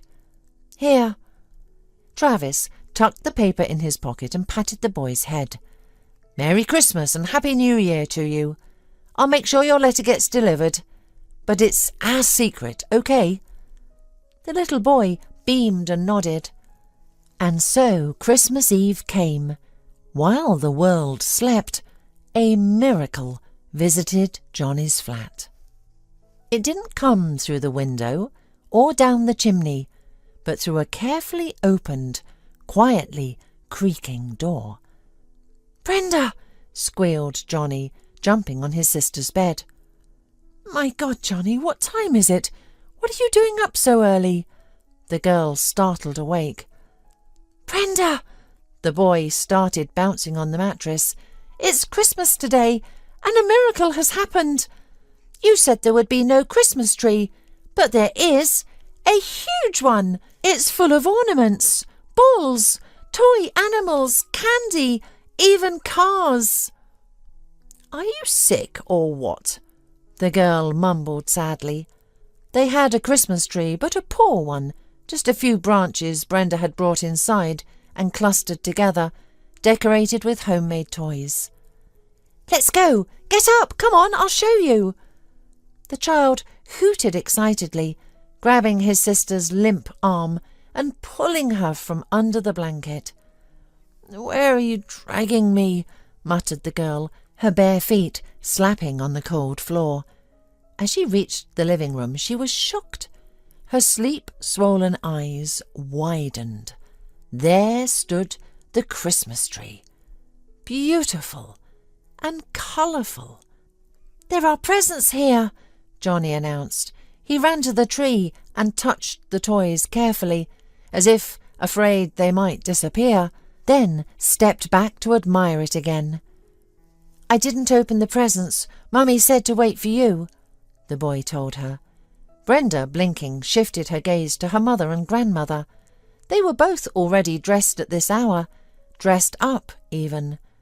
Grandma had put on her best scarf, as if renewed with strength, and Mum had even applied lipstick. Miracles indeed. The women smiled as they watched the children. "Mum, but how? From where?" Brenda whispered, unable to believe her eyes. Zoe smiled slyly. How long had it been since she had smiled like that? After losing her husband, she had always been tired, and now it was as if her strength had returned to her, or perhaps a belief in miracles. "Can we switch on the lights?" Johnny asked, jumping up and down beside the Christmas tree. "No," Mum smiled mysteriously. "Only Santa Claus can do that." And then, as if obeying her voice, came a knock at the door. Not a ring, but a knock. Boom, boom, boom. "Johnny, run, open up." Zoe clapped her hands. "Who could that be?" Brenda staggered back into the corridor in shock, then followed her brother. Johnny had already grabbed the doorknob and pulled it down, letting in the cold air. "Well, hello, hello," Santa Claus said, leaning on his staff and dragging in a sack of presents. "Do the boy Johnny and the girl Brenda live here?" Brenda covered her mouth with her palms. She didn't know whether to cry or laugh. She recognized the PE teacher immediately, though naive Johnny clearly saw him as a real wizard. Next to Mr. Neville stood the Snow Maiden, their lovely, sweet-looking music teacher. How pretty she was in her blue coat. And then Travis entered the flat. He was smiling, embarrassed but genuinely happy, wearing funny antlers on his head. Travis met his classmate's gaze and winked at her again. Brenda felt hundreds of butterflies flutter in her stomach. The festive morning at their house turned out magical. And what extraordinary presents Santa Claus delivered from his sack. "Ah, I got your letter, Johnny," said the man. "Snow Maiden, read us his wish list." The music teacher took out a piece of paper and read what Johnny wanted for Christmas. "Dear Santa, I love you very much and I am waiting for you. Please make my family happy. Bring Grandma a beautiful dressing gown because she has an old one. Perfume for Mum. She loves perfume. And for my sister Brenda, a beautiful princess dress. And you can give me nothing," the boy had written. While Helen read and Johnny's family fought back tears, Travis and Santa Claus were already distributing presents. In the bag were a dressing gown, perfume, and even a dress and cosmetics for Brenda. "Well, Johnny, for you, with such a kind heart, we chose presents ourselves," Santa Claus told the delighted boy, nodding toward the tree. "They're all yours." Johnny received a railway set with a cool train, a teddy bear dressed as a footballer, because Johnny dreamed of playing football, a new ball and new gloves. When it was time to bid farewell, Johnny hugged Santa Claus and Snow Maiden. Travis, as a reindeer, got a child's hug too. While Johnny was distracted by presents, Zoe quietly asked her guests, "Will you come to celebrate with us? We'll set the table. It's the least I can do to repay your kindness." "No repayment needed, but we'd love to spend the holiday together," smiled Helen. "I'll bring treats too." Bill nodded, giving the woman a tender look. All the guests left. Brenda, forgetting she was still in her pyjamas and barefoot, rushed after Travis to the stairwell. Her bare heels felt cold on the entryway floor. "Travis!" she called out. The boy turned back to her floor. "Why did you run out? You'll catch a cold," she scolded gently. Brenda stood on tiptoes, her heart pounding, and kissed him on the cheek. "Thank you," she breathed. "Thank you so much." Travis touched the spot where the frog band-aid had once been and where now the girl's kiss burned. "And they say dreams don't come true." He smiled. "Merry Christmas and Happy New Year, Brenda." They all spent New Year's Eve together. Families who might have faced a difficult and sad holiday instead cheered and rejoiced at the coming year. Now they all believed in miracles and that only joy awaited them. And then every year that followed was happy. Bill Neville and Helen Doe married. He became a wonderful stepfather to Travis. Soon the couple had a daughter, whom Travis adored. Zoe too found happiness, though it took time. Johnny played football and kept his belief in miracles. And Travis and Brenda carried their tender, fragile first love feeling through the years, protecting it all their lives and meeting every Christmas together. Now Brenda knew with certainty that magic was real. Except wizards aren't the heroes of fairy tales. They're the people who love you. Rob had been experiencing a streak of bad luck lately. While in theory a black streak is often followed by a white one, in reality this hasn't been the case for him. Everything started to go downhill for Rob about a year ago, and unfortunately things have only continued to worsen since then. Initially, Rob had been working as a driver for 10 years at a motor transport company and was in good standing. However, a new boss came in and began making changes under the guise of optimization. The boss removed some of the routes, which left several drivers, including Rob, unemployed. Despite opportunities to find a new job, someone else always seemed to get there before Rob. As a result, Rob started working as a taxi driver. Although there were plenty of clients, there were also many cab drivers, so he had to work all day or even at night to earn enough. Amber, Rob's wife, wasn't fond of this arrangement. Her husband was always on the road, and they only had a small amount of money. Although she grumbled and cried at times, she loved Rob nonetheless. Thankfully, everything was going well at the store, where Amber worked as a cashier. Of course, Rob realized that this was not a normal situation and wanted to spoil his wife with gifts, make repairs to their apartment, and have a child. But how could he have a baby when he was always in a state of suspense? Today there was money in his pocket, and tomorrow there was wind in his pocket? One day, Rob was standing at the station. There were few orders because after New Year's Eve, there were always fewer passengers. Suddenly, he saw an old lady walking towards him from the station, tiny as a bird, with an old down shawl on her head, wearing a shabby down jacket. "Dear, take me to the cemetery," she asked when Rob opened the window. Rob was surprised. "To the cemetery?" he asked. "Grandma, it's not the season to go there now, and it's getting dark, and it's not cheap. I won't take less than 100. "It's okay, you just bring me there," the elderly woman replied quietly. "I have money." Rob only shrugged his shoulders. Well, the boss is the boss. The elderly woman didn't seem crazy, so he agreed to take her. On the way, Rob received several calls from Amber. She asked him how much he had earned that day, because he had to make a credit payment for the washing machine the next day, and they had no money at home. Then she called to say that their house was out of groceries and that she would get her paycheck in a week. Sometimes she would call just to argue and break out into a family fight, perhaps out of hopelessness.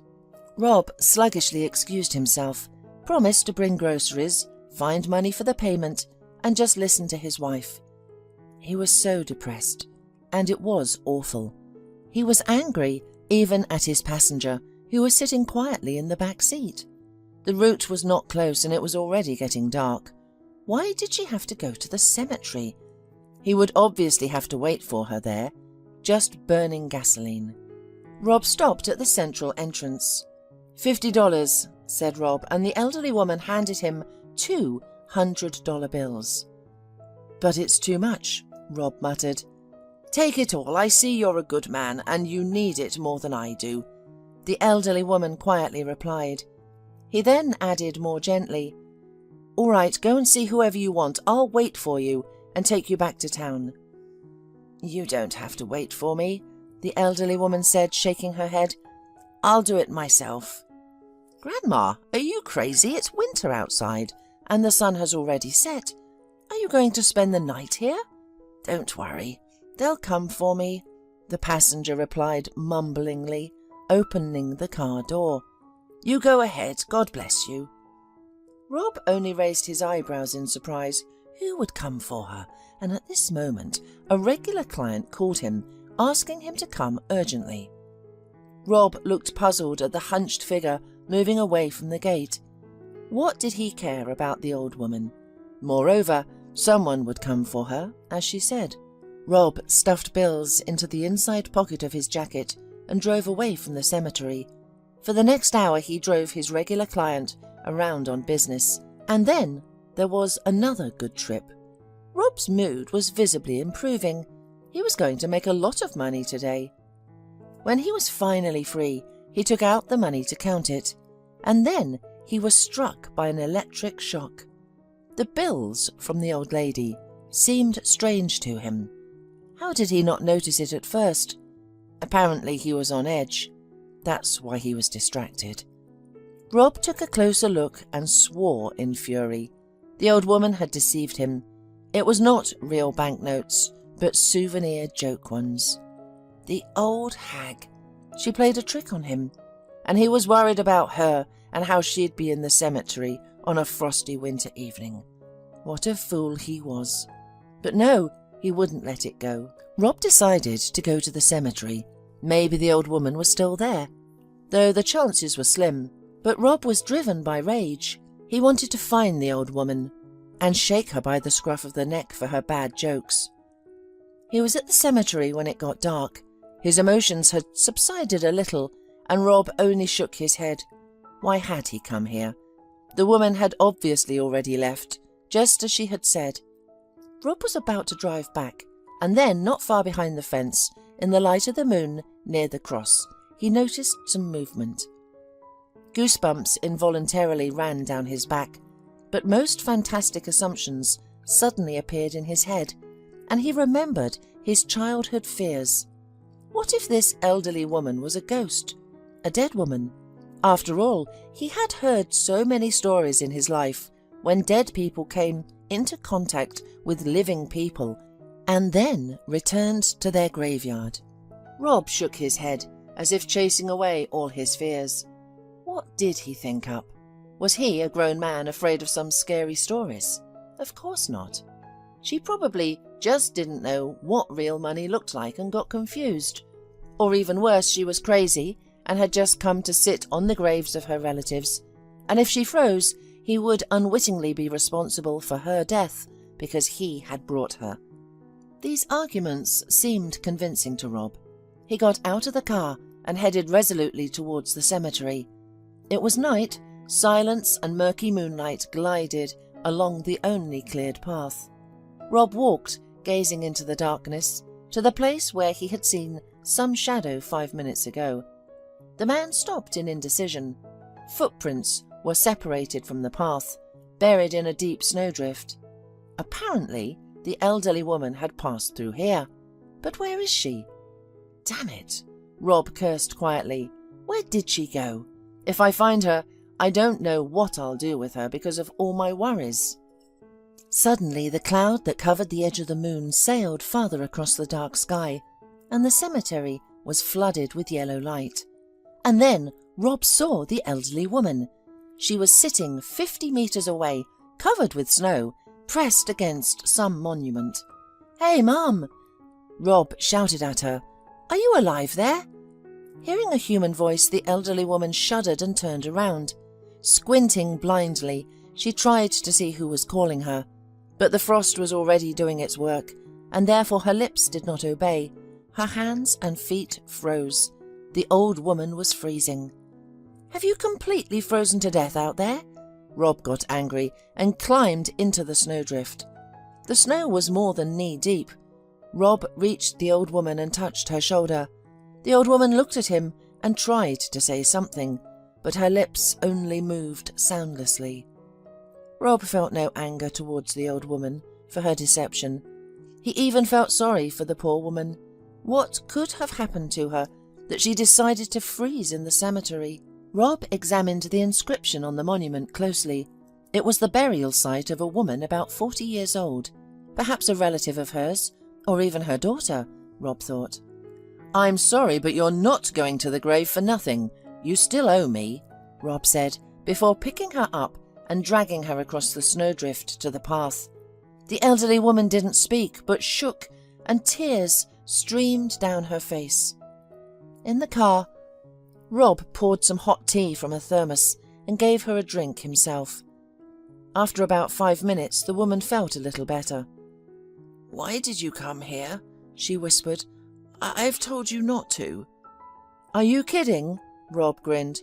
"First of all, I couldn't get it out of my head that I left an old woman in the cold at the cemetery. And secondly, you deceived me." "Yes, I'm sorry," she replied quietly. "No one was going to come for me, and I decided to stay here next to my daughter." "You mean to freeze?" Rob clarified sharply. The elderly woman lowered her eyes and nodded. "What happened in your life that made you decide to do something like that?" Rob whistled in surprise. "But no, by deceit, I meant something else. You deceived me in another way. You gave me fake money." "What fake money?" gasped the elderly lady. "It can't be. The director himself gave it to me. You must have gotten something wrong. I gave you the money out of the goodness of my heart, even more than you asked." "Really? Out of the goodness of your heart? Was I wrong?" Rob got angry. That's it. Enough. Let's go to the police. Let them deal with you there." "No, not the police," sobbed the old woman. "They'll take me back to the nursing home again, and I can't stay there. It's better to leave me here. I want to die next to my daughter. I'm ready for that, and I want that. As for the money, I'm sorry if I cheated. It's not out of malice. Here, take this. It's not expensive, but it's still worth something." She pulled out of her pocket a silver chain with an angel-shaped pendant. "This belonged to my daughter Judith," the woman said, wiping away her tears. "I gave it to her when she was in school.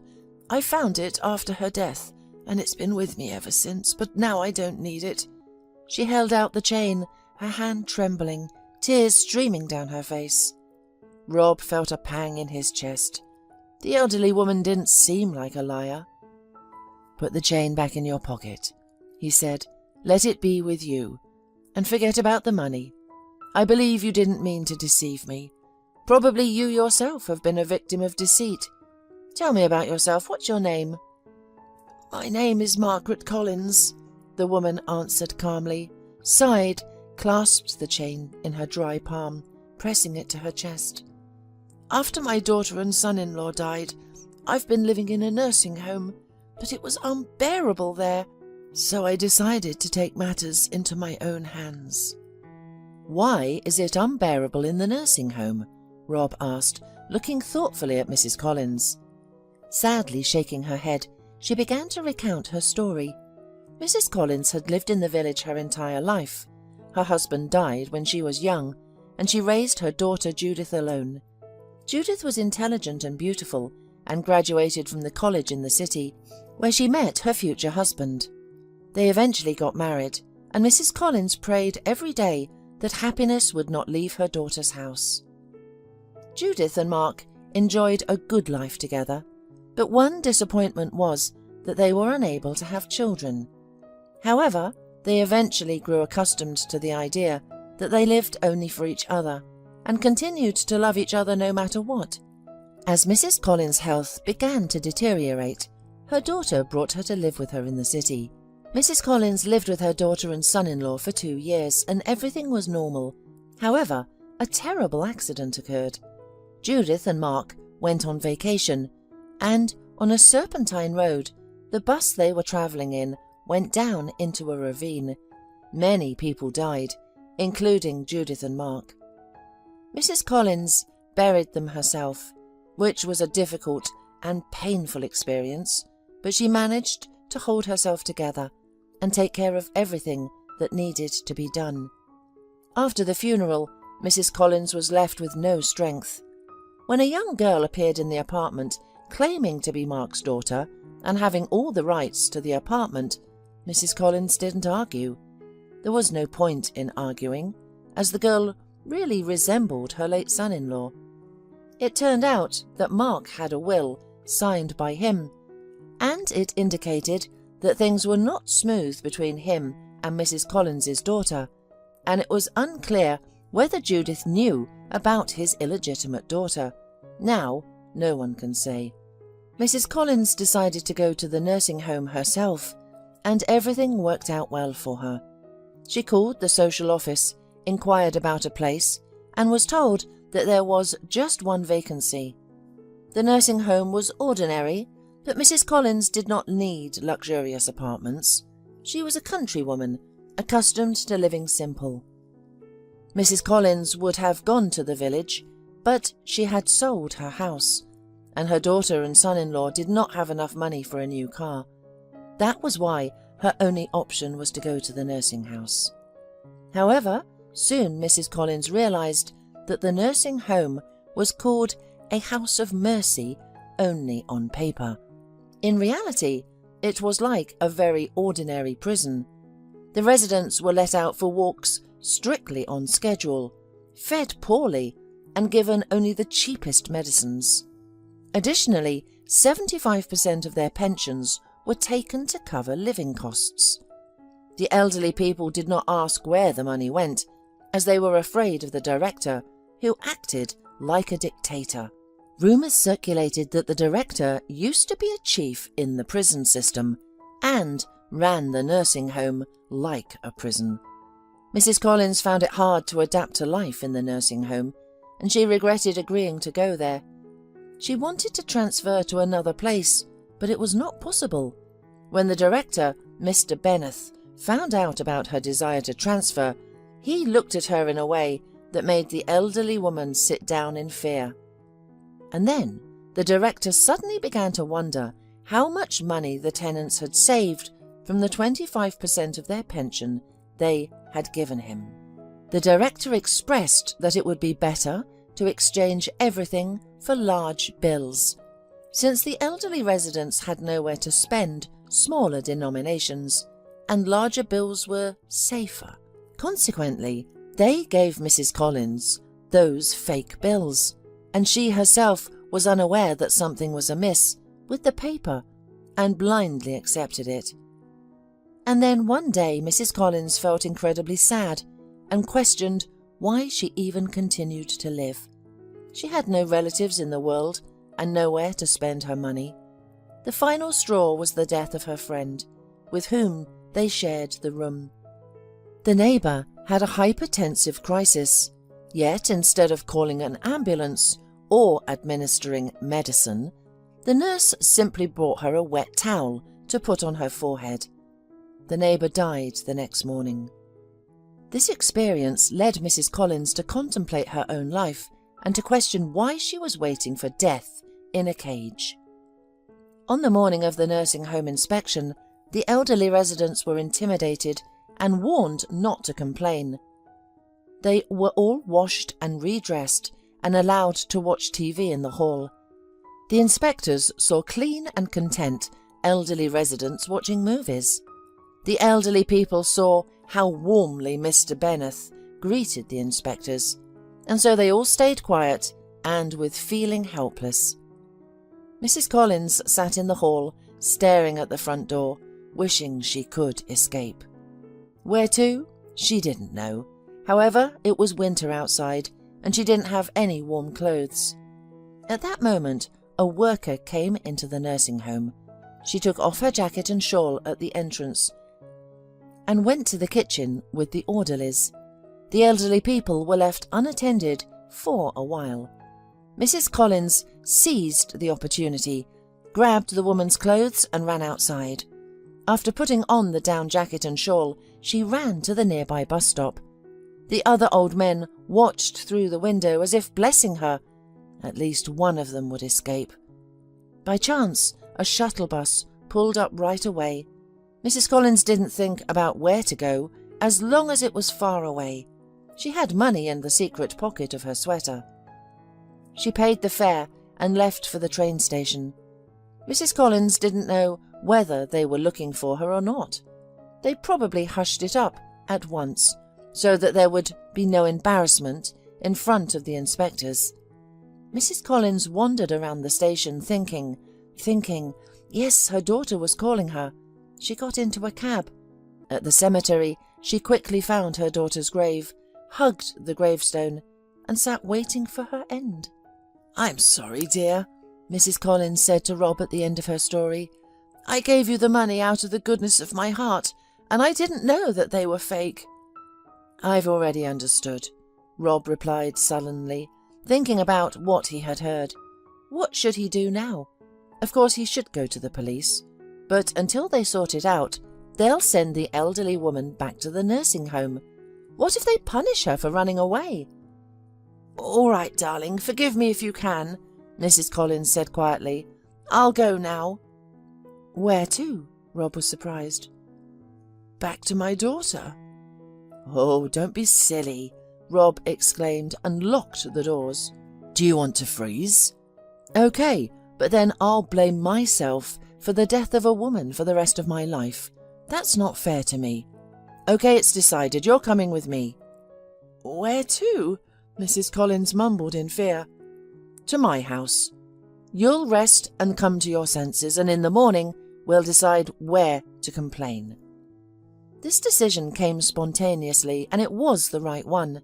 Let Mrs. Collins spend the night at his place, and in the morning we'd have to call the police. But he won't let her go anywhere until she's placed in a proper nursing home. Son, how will your wife react to this? The elderly woman was confused when she heard Rob's suggestion. I don't think she needs a stranger's grandmother in the house. She'll react normally. She'll react normally. Rob waved her away. She sometimes likes to quarrel, of course, but she gets over it quickly. Amber will understand. It should be said that Amber saw her husband with Mrs. Collins. She was speechless, but Rob took her to the kitchen and explained the situation. So you want her to live with us? Amber was indignant. Just for a little while, until the police sort it out. Well, I felt sorry for the old woman. Amber grinned and thought, well, let her spend the night and then we'll see.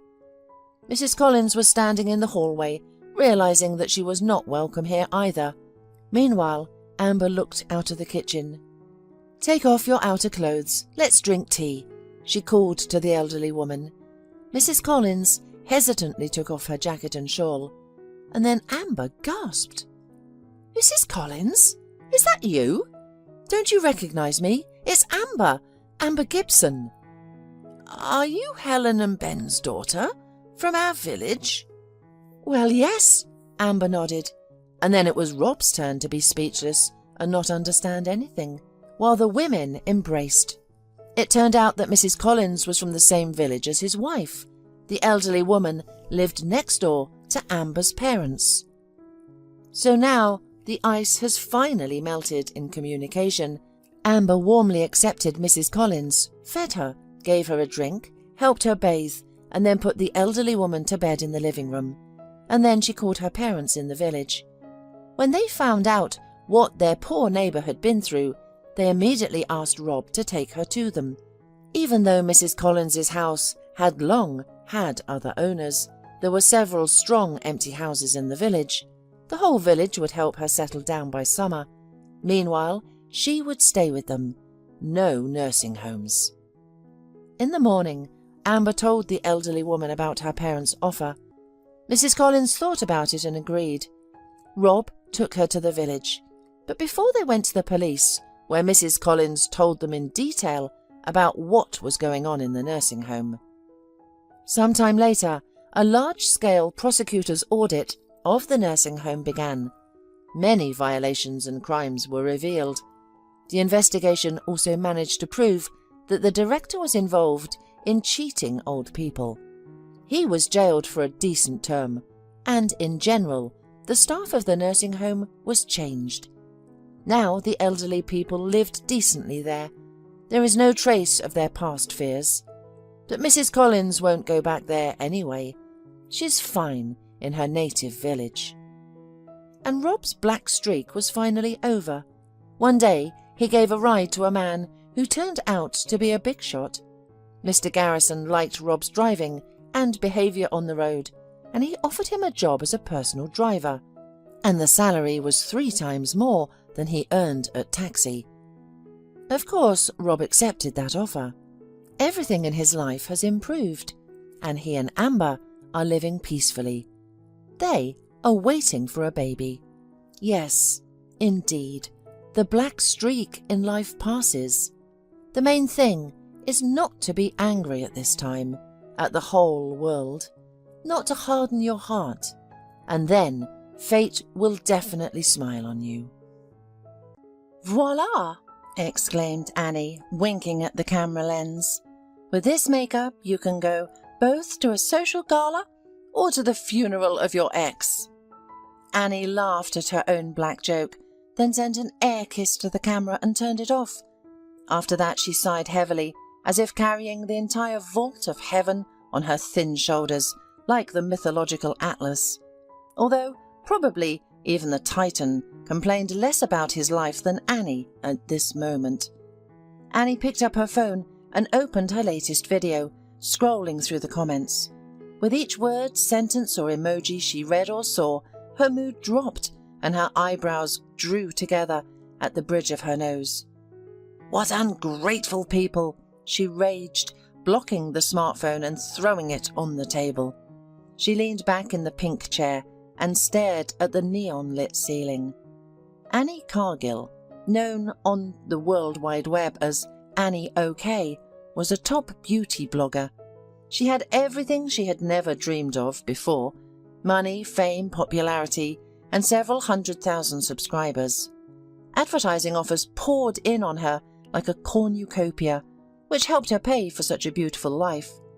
Her apartment was located in one of the elite complexes. Annie bought up brands and indulged in some of the sins like pride. She had also learned to lie, something she had never done before. Annie grew up in an orphanage at the age of 13 after losing her only guardian, her grandmother. Of course, no one was rushing to take a grown girl into the family, so she stayed under the care of the state until she came of age. After graduation, Annie went to study PR at college and met Nick. Soon he became her best friend and then her agent. The thing was that Annie discovered her talent for makeup when she was still in the orphanage. There she often painted the girls with dried mascara and a meagre set of shadows that smelled like latex gloves. But the girls were enamored with their young makeup artist and couldn't tear themselves away from the mirror for long periods of time. During their third year of study at college, the teacher gave the students a course task. "I suggest you divide into groups of 2 or 3 people," said the teacher. "You should create an account on social media, and then you should start to publicize content and promote it." The students split into 2 camps. Some whined that they didn't want to join the ranks of bloggers, while others got excited. "Whoever collects the most subscribers by the end of the semester, I'll admit your exam automatically," the teacher added, providing a solid incentive. Then everyone got excited. Of course, Annie and Nick teamed up. They were united in their desire to pass the exam easily. "What are we going to blog about?" asked Annie when they got into the dormitory. "What are people interested in nowadays?" Nick glanced at how beautifully the tip of Annie's nose glistened, and on her cheekbones stars shimmered. Today she was wearing funny makeup again and looked like a fairy. Nick suddenly thought that most likely his friend had spent the entire scholarship on cosmetics and he should feed her. "What about you?" he suggested suddenly. Annie blinked and wrinkled her nose. "Can't you think of a more boring topic? My life consists of you and studying. I live in a dorm with a mean roommate. One of them steals my cookies, by the way." Nick snorted with laughter. "No, I'm serious, Annie. You asked what people were interested in. There are many teenagers on the internet. You could show off your makeup, tell about your past, share your thoughts. You are much more interesting than many such bloggers." At the time, Annie only laughed. However, time was passing and there were no new ideas. Although the thought of becoming a blogger both frightened and beckoned to the girl, finally she said yes. The nickname Annie OK was picked by Nick. It was their private joke. When they met and Nick recognized her name, he sang lines from Michael Jackson's hit song, seeing how she was worried before the seminar. "Annie, are you okay? Are you okay, Annie?" Gritting her teeth, Annie mumbled back, "Annie is okay." Since then, he often called his friend Annie OK, which symbolically became the beginning of her new career in the world of blogging. Nick and Annie leveraged Annie's best traits and difficult past. Annie was not ashamed of it and spoke frankly. Therefore, seeing her sincerity, people stayed on the girl's page. Some were curious, someone felt sorry for her, and others admired her humour, beauty, and ability to make up. Nick helped Annie with everything from setting up lights and cameras to editing scripts and communicating with other bloggers to promote her. The result of their labour was an A on the exam, but they didn't stop there. That's when it all began. Annie rose to the top of fame. By the end of college, she had become a popular influencer and not the last person in the beauty world. Now, she didn't even buy cosmetics. They were sent free of charge by well-known brands, but only if she put on makeup with their product. As a result, Annie changed. She tasted the forbidden fruit. But not from the tree of knowledge, but from the tree of fame. She revelled in it and eventually crossed the line. Annie was recently involved in a scandal or two. Therefore, instead of admiring Annie's new pictures and videos, people discussed in the comments what a wretch she had become. I subscribed to Annie a long time ago when she joked a lot and talked about life in the orphanage. I learned makeup from her lessons. However, now I don't trust her. Unsubscribing, someone wrote in the comments. How fame changes people. Annie OK used to be the sweetest blogger, and now she's just like everyone else, another subscriber wrote. And such comments appeared with each passing day. Worse still, sponsors began to back out. Not all of them, of course. Some liked the black PR as well, but most of them withdrew their offers, not wanting to smear their reputation. The thing was that Annie, in a purse for big money, agreed to advertise a bad product, although Nick tried to talk her out of it. As a result, the cosmetics, which she carefully promoted, caused skin and health problems for her subscribers. One even ended up in hospital with chemical burns. To make matters worse, Annie's boyfriend Mark, also a blogger and athlete, publicly shamed her. He posted a video where she spoke badly about the subscribers who went to the hospital. Am I to blame for this? If they, like a herd of blind and stupid sheep, are ready to spend money on everything that bloggers advise, then I advise them to buy books and train their brains instead. And I didn't force them to buy those cosmetics. Annie said all this in her heart, on her emotions, because it was her first public scandal. And of course, she did not know that Mark filmed her on the phone and broadcast it. So the guy decided to declare their breakup and, as they say, catch the hype. Suddenly the phone rang. Annie saw Nick's name and pouted.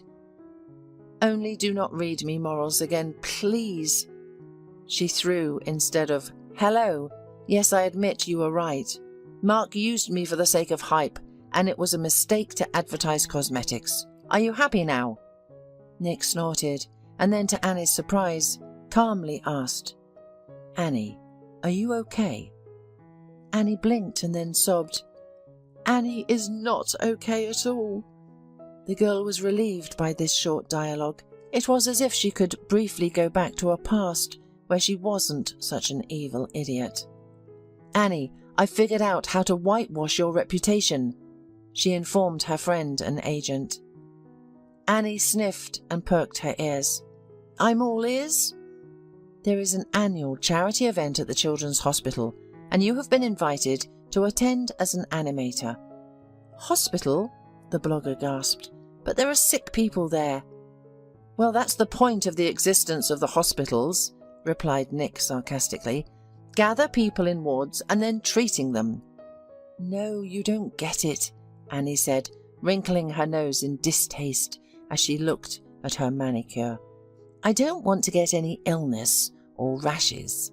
How am I supposed to put on makeup afterward? And it's going to be difficult for me to act on camera, you know. When I see sick kids, it makes me squeamish. I've had it since the orphanage. I hate hospitals. I was sent there a couple of times. The nurses treated me and the other kids from the orphanage badly, like we shouldn't get used to the good life. And, by the way, some of the children come there with shingles. No, I can't go back there. Are you done? Nick yawned into the phone. Anyway, the event is this Sunday in the morning, so no clubs on Saturday. You'll be given a costume, and luckily, you've already learned how to smile falsely. Annie heard the irritation in Nick's voice that wasn't there before. Nick, what is wrong with you? She gasped. Are you asking me? Annie, it's me who should have this question to you. What's wrong? What's wrong with you, Annie? You know, I was on your side for a long time, but you really became different. Entirely different person. The guy exhaled nervously. Anyway, I'll be waiting for you at the hospital. Bye. Then he hung up the phone, and Annie stared blankly at the wall in front of her, thinking about her unpleasant situation. A couple of days later, on Sunday morning, Annie stood in the room where the medical staff usually rested and looked at her reflection with horror. "It's a complete nightmare," she grumbled, looking at the fairy costume. The outfit included a lettuce tutu skirt, a kind of shiny leotard taken from some gymnast, wings that dangled behind her back, and a magic wand with a star on the end. Annie thought sarcastically that the costume was 99% synthetic and another 1% shame. "Okay, Annie, okay. Pull yourself together," the blogger said, taking a deep breath and then smiling radiantly. Her lips trembled and the smile almost came off like a mask when she remembered Nick's words. "You've learned to smile falsely." The combative attitude nearly left Annie, but she picked herself and her wand up and walked out into the hospital corridor. The children were gathered in the playroom. Animators were already walking among them, a pirate, a panda, and a princess. The fairy slipped into the crowd and began posing for the cameras. She smiled at the children, rubbed their hair, and even hugged some of them, feeling a strange feeling. Annie didn't like it here. She felt bad. It was like she was looking into her past. Suddenly, among the clamouring, enthusiastic patients of the children's hospital, she noticed one girl with short hair and wearing old clothes. She sat on the sidelines, watching the festivities like a spectator, not wanting to participate. During the whole time, the girl never smiled or said a word. Annie squinted at the child, feeling vaguely uneasy, as the little girl looked at the fairy with a pensive gaze. "This is a silent one, Molly. She doesn't talk," said the nurse, who was standing next to the blogger. "Really?" Annie blinked. "Why? From birth?" The nurse shrugged her shoulders. "I don't think so. She is from an orphanage. They're all like that there, with peculiarities," she remarked, then blushed thickly and looked at the blogger. "Oh, I'm sorry. I didn't mean that. In general, I am your subscriber, and I think that Mark did wrong." Annie fictitiously smiled and thanked the girl for her support. Meanwhile, Mark had already managed to appear in her life again. When Annie posted a photo of herself in the fairy costume with a note that she was going to please the children, he sent her a few hearts and a nasty message. "Maybe later you could borrow a costume from the nurse and come to please me." Reading this message, Annie blocked him immediately. She couldn't understand where her ex got the nerve. "It seems that only Nick is left among decent men," the girl thought to herself. Her faithful friend was also in the hospital. He didn't wear a costume, but he happily entertained the children. Annie even admired him when he was playing with the kids. He caught her glance and beckoned to her. The fairy, having adjusted her skirt, made her way towards the crowd of young patients. "And now, our beautiful fairy, Tinkerbell, will listen to your wishes. Who knows, maybe one of them will come true," said Nick, looking slyly at his little friend. And Annie suddenly realised that he was no longer angry. Nick rarely got angry with her. They didn't even argue. The children surrounded Annie and began shouting their wishes. "I want a doll with long hair," shouted a girl. "And I want a new smartphone," declared a boy. "I want a dog. No, maybe a cat. But a dog, actually." The little boy couldn't make up his mind. The fairy patiently nodded and waved her magic wand, assuring them that she would try to fulfill their wishes. But for the magic to happen, you must behave well, and also be brave and strong. Drink your medicine and obey the doctors, Annie said. Also, your wish must come from the heart and be cherished, you know? Then suddenly, someone pulled her skirt. Annie turned around and saw the same girl named Molly, who had been sitting lonely in the corner. Annie remembered that Molly didn't speak and felt uncomfortable. The girl pointed with her hand for Annie to lean closer. Annie hesitated, then carefully squatted down to the girl's level. To her amazement, the little girl took a breath and spoke. "Dear, beautiful fairy," the girl began politely and leisurely, "could you fulfill my most cherished wish?" Unable to speak, Annie nodded. The girl's face lit up with a smile, transforming her previously frowning expression. "More than anything, I want to see my brother again.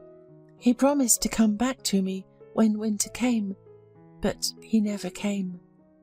Annie swallowed nervously as she looked at the little girl, who froze in anticipation, folding her arms in a dignified manner. Meanwhile, the girl nodded at the magic wand. "Will you wave it to make it happen?" Annie, coming out of her daze, waved her wand, her hand and heart trembling. The little girl's wish was not like other children's requests for toys or pets, but for a brother. Annie played with the children for a while longer, but Molly remained on her mind. She didn't know why, maybe because of her past, or the little girl's huge and sincere eyes that looked at her with hope. Annie unexpectedly found herself wanting to fulfill that hope. The next day on Monday she went to the orphanage. On the way she expressed her thoughts to Nick. They can't separate siblings, it's not legal.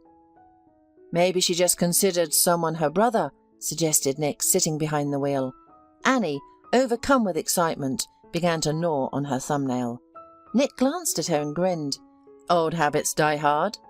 The girl blushed, embarrassed, and hid her hand in her pocket. "It's just nerves." The director of the orphanage waved her hands and said, "Molly was recently transferred to us due to health problems. She lived in another town, and there was no good hospital there. I can find out which orphanage she had been living in, but you know, it's private information." Annie and Nick looked at each other and understood. Nick took out his wallet and asked, "And how much is this information worth?" The principal's eyes lit up, and soon Annie had a new address. The orphanage was indeed in another town, but that didn't stop Annie. She went there, but was not welcomed as cordially as at the first one. "I don't remember any Molly," said the obese and insolent principal, adjusting her glasses, and Annie thought she would leave empty-handed. However, she was recognized by one of the teachers, who secretly told Annie the whole truth. "I remember Molly and her brother. I had just started working here then, which is why I remembered them so well and became attached to them," she shared with Annie.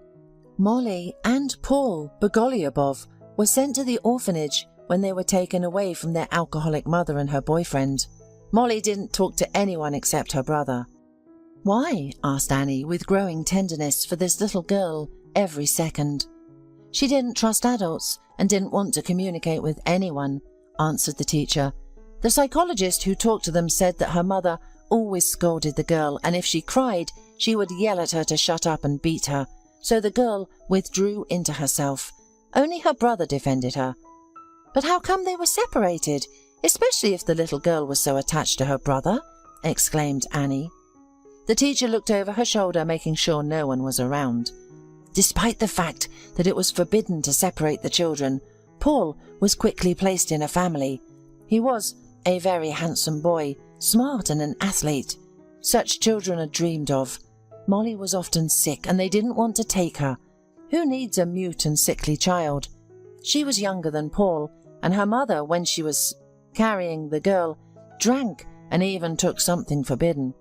Paul didn't want to go to a new family. He was stubborn, angry, and even hit the gym teacher. But he was threatened. They said he had to go. They explained that then Molly could also be taken away to the family, and soon. But the two children would not be taken away. They told him many bad things. In the end, he gave up. He was sent to a family abroad, somewhere in Europe. The teacher pressed her lips together unhappily. "I'm sure that the principal sold our Paul like a thoroughbred horse," she grumbled, shaking her head. "I haven't heard from him since." "Thank you." Annie thanked the woman, and then on impulse, she hugged her. The teacher shuddered and then even wept, saying, Believe me, I also wish them well, but I am just a little person." Annie returned, filled with determination to fulfill the girl's wishes, and she did what she knew how to do. She made a splash on the internet. Blogger Annie OK wrote posts searching for information. Her subscribers split into two camps. Some argued, "She does it for hype." Others defended the girl. "Even if so, she is doing a good deed. What's the difference?" Annie stopped reading the comments, unable to sleep or eat until she found the little girl's brother. And then one day, Nick came to her and said, frightened, "Annie, you are pale with black eyes. You shouldn't treat yourself that way." He handed his friend a glass of coffee and a croissant from her favourite coffee shop. "I can't help it, Nick." Annie looked anxiously out the window. "It's the end of fall. Soon the snow will fall. Molly will be waiting again, because I gave her hope again. Well, not me, but the fairy. Anyway, you know what I mean." Annie swallowed nervously and put the food away. She turned away from Nick, ashamedly hiding the tears glistening in her eyes. "You know, I never told you because I wanted to seem strong, but I also always hoped that someone would come for me. I knew it was impossible, but that's why I didn't want to go to the hospital, where I could encounter orphans. Everything inside of me shrinks when I see such abandoned children." Nick leaned over to the girl and hugged her. She snuggled into his shoulder and rubbed her cheek against his prickly wool sweater. Nick always wore such sweaters. "Why do you wear these sweaters?" she whispered, swallowing back tears. "I have to tell you about the existence of soft cashmere." Nick laughed softly and his chest vibrated pleasantly. "Uh-huh. First I'll start with a sweater made of cashmere, and then I'll end up with not strong coffee, but decaf coffee with almond milk. No way." Annie snorted with laughter and raised her gaze to Nick. Their eyes met, and her heart did a somersault. He had always been incredibly handsome, and that had been Annie's first thought when she had seen Nick in her freshman year. She had even fallen in love with him, but she preferred to remain friends. After all, it was much easier to lose a lover than a friend. Now, however, something had cracked, fractured and changed. The air felt heavier, and the scent of fresh coffee mingled with the guy's perfume with woody notes. Annie's breath caught when Nick touched her lips with his gaze and then looked into her eyes again. His brown eyes darkened. "Annie, I want to say, a long time ago, in general," he began huskily, and at that moment Annie's phone rang. She abruptly pulled away from her friend and grabbed her smartphone. "Hi," she said nervously, then jumped up. "What? Really? No way. Yes, of course it is. Yes." When she hung up the phone, tears were streaming down her cheeks. "Nick, I found him," she whispered, and then she threw herself into the arms of her best friend. "He lives in Germany, and he was looking for his sister, but when she was transferred to our city, the string broke. He was so nervous and seemed happy. I can't believe it. It worked." Nick only sighed, holding Annie close to him and thinking about the fact that his confession had failed again. However, he had been waiting for this moment for many years and could wait a little longer. "Molly, you have visitors," the teacher called the little girl. She was leafing through a book lying on the floor. The girl nodded, stood up, fixed her skirt and followed the woman. She was often taken to see someone, doctors, psychologists, potential parents. She had gotten used to it, like brushing her teeth or braiding her hair. The girl entered the office and looked up, freezing in place. There stood the fairy from the hospital, with her brother by her side. "Molly," whispered Paul, taking a step forward. "Molly, I'm sorry. I've been looking for you. I swear, Molly didn't let him finish. She threw herself into his arms, sobbing. Annie, witnessing the scene, also burst into tears. Nick elbowed her in the side.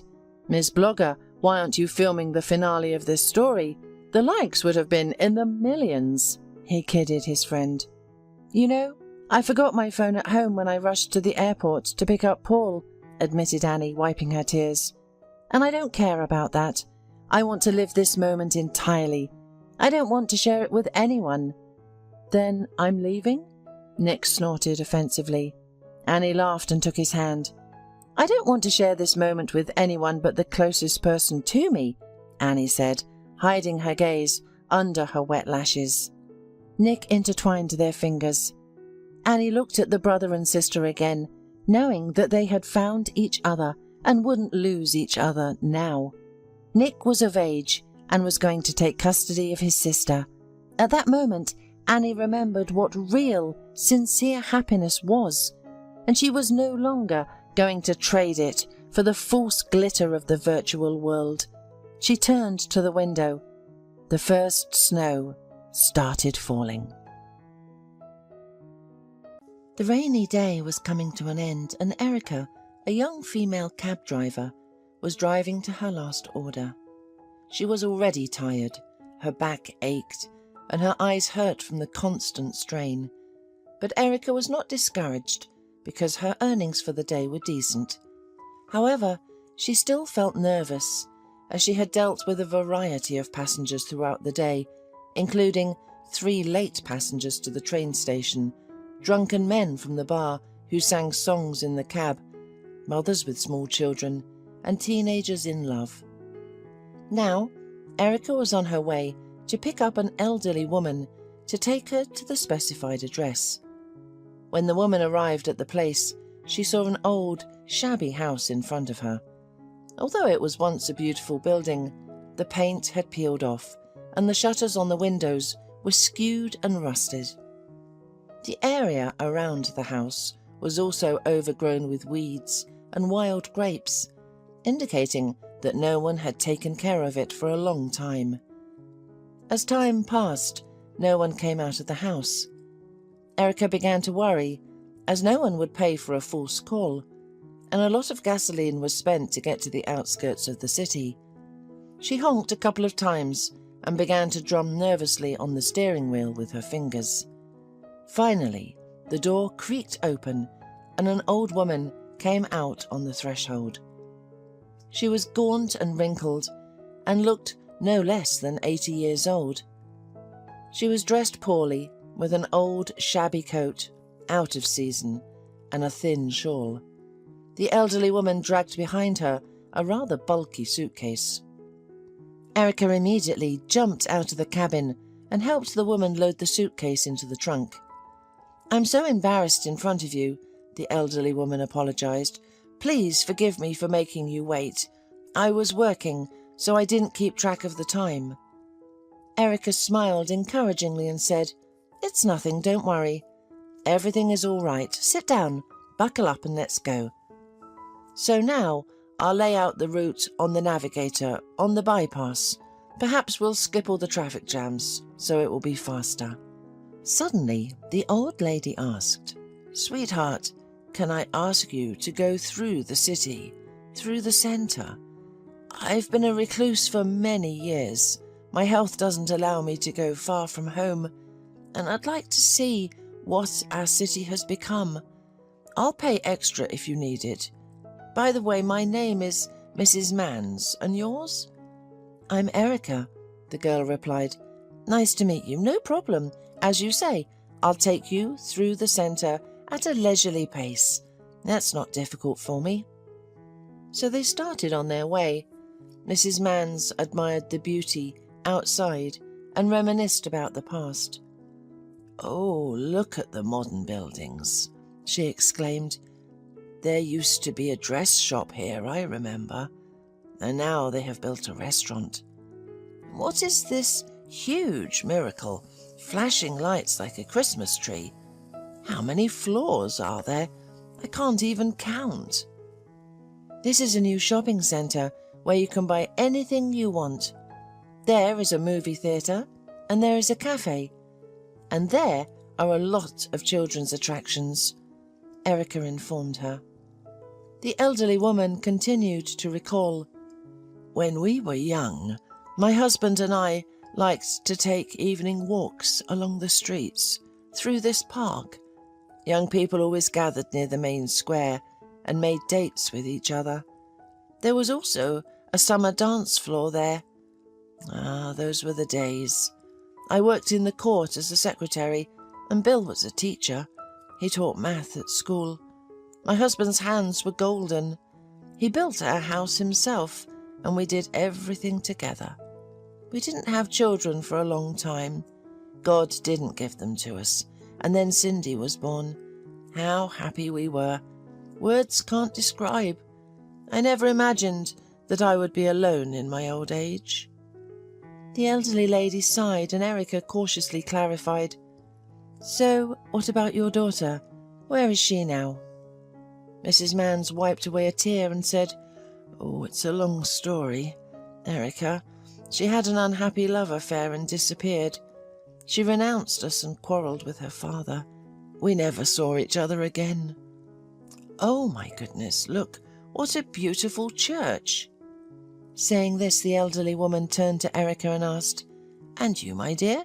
How did you get into such a difficult profession? It doesn't seem to be a woman's business. It's the first time I've seen a woman behind the wheel, to be honest." Erica waved her hand dismissively and replied, "Well, Mrs. Mans, life happens that way. I was left without parents. My mum died when I was 8, and I grew up in an orphanage. When I fell in love, got pregnant, and Gregor turned out to be a scoundrel.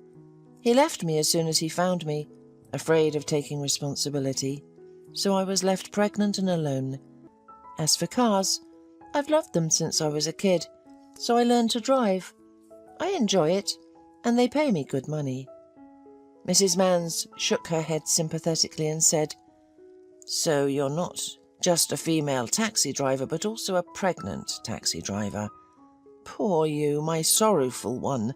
It will be difficult to take care of a newborn alone. Is there no one to help you?" Erica just smirked and replied, "I'm used to it. I'll manage. I'll save up money for the baby and childbirth.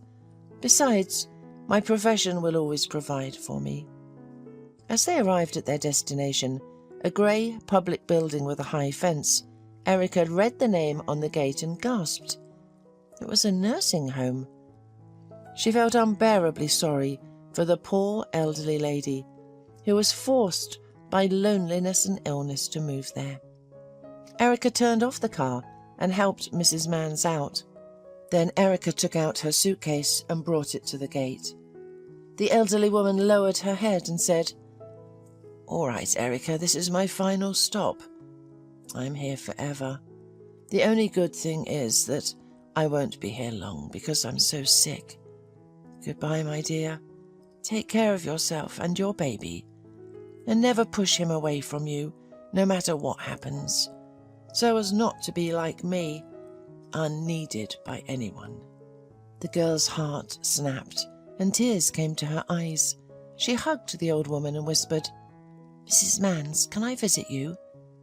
The woman only waved her hand and said, "Go away, never mind, you have your own worries." The woman began to take out a worn purse to pay, but Erica waved her hands and said, "No, no, put it away. I will not take money from you. Good day to you." She quickly got into the car and drove away, so as not to hurt her soul even more. In the evening, after a quick snack and a shower, the girl finally stretched out her swollen legs and hoped to sleep, but she couldn't. Before her eyes stood the unhappy Mrs. Mans, waving goodbye to her. Lord, how pitiful for her. Tears are coming to my eyes. A pleasant, intelligent woman, and she was left all alone. What a daughter she has who has completely forgotten her mother. It's incomprehensible. Erica closed her eyes and began to go over the fragments of her unhappy childhood. Erica's mother had died very early. Despite this, the period spent with her was the best of her life. Her mother's name was Cindy, and she worked as a cleaner in a roadside cafe. She was always exhausted to the limit. In addition, the hated stepfather significantly poisoned their lives. Tom drank, debauched, called Erica an alien brat, and beat her mercilessly. The mother felt sorry for the girl and tried to protect her. The house was always tense with an agitated atmosphere. Cindy tried to pamper her daughter, secretly buying her sweets and toys so that her husband would not see. Erica begged for 100 times to divorce this sadist, crying, "Mummy, let's leave him, please. He's bad. He does not love us. I'm afraid of him. Why do we live with him?"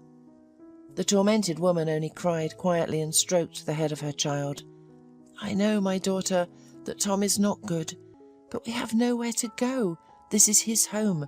Your mum is unlucky. I got involved with a scoundrel and everything went wrong. So you'll have to put up with it.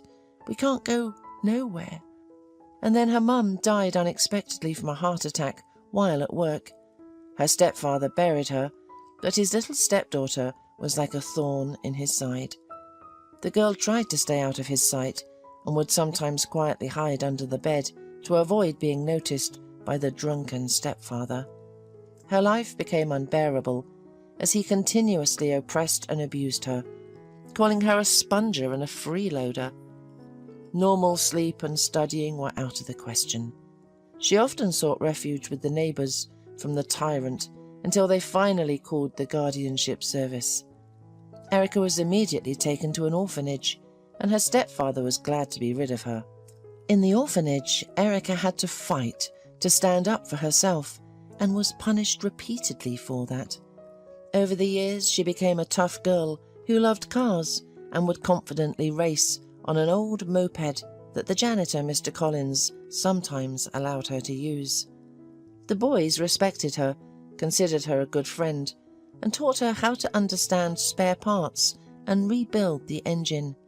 Her appearance was also consistent with her character: a short haircut, sneakers, and a leather jacket. Nevertheless, Erica's face was beautiful, with deep brown eyes, plump lips, and dimples on her cheeks. Her smile was also charismatic. Many guys admired this brave and courageous girl, who could easily change the spark plugs and rebuild the carburetor. When the educators informed Erica that her stepfather had died in a drunken rage, she did not feel 1/100th of a fraction of sympathy for him. She even rejoiced that he was no longer on earth. After all, if not for his terrible attitude towards his mother, perhaps she would still be alive. She had been constantly on edge, and no heart could withstand such stress. After graduating from the orphanage, Erica was assigned a cramped, tiny apartment in an old building. At first, she was very upset. The sight was appalling: holes in the walls, hordes of cockroaches, shabby wallpaper, and broken chairs. However, it was not in Erica's character to give up. She did not sit idly by, and thanks to her friends, fixed it up. She plastered the walls, filled the holes with putty, and pasted fresh wallpaper. It became bearable to live there. Erica passed her driver's license exams for the first time. Then she got her driver's license and went to look for a job. It was difficult for her as a girl without driving experience. No one wanted to hire her. Finally, she was lucky enough to get a job as a driver forwarder for a small company.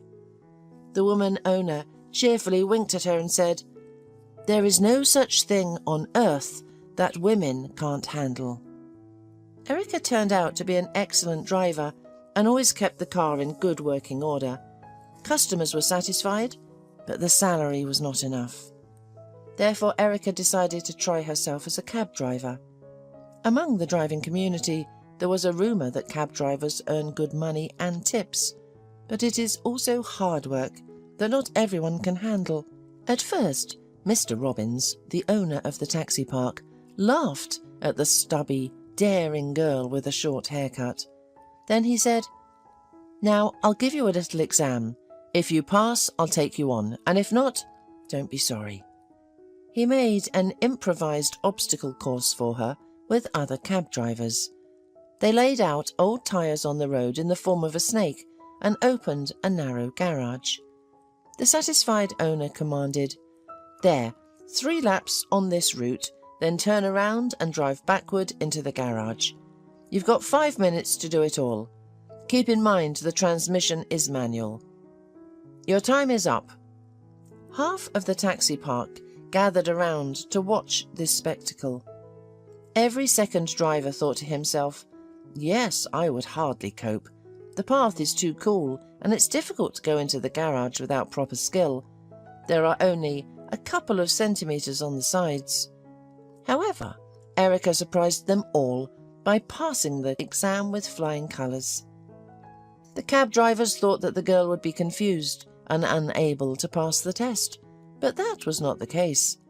Erica easily jumped into an old Ford, smiled, and without a single mistake completed the task.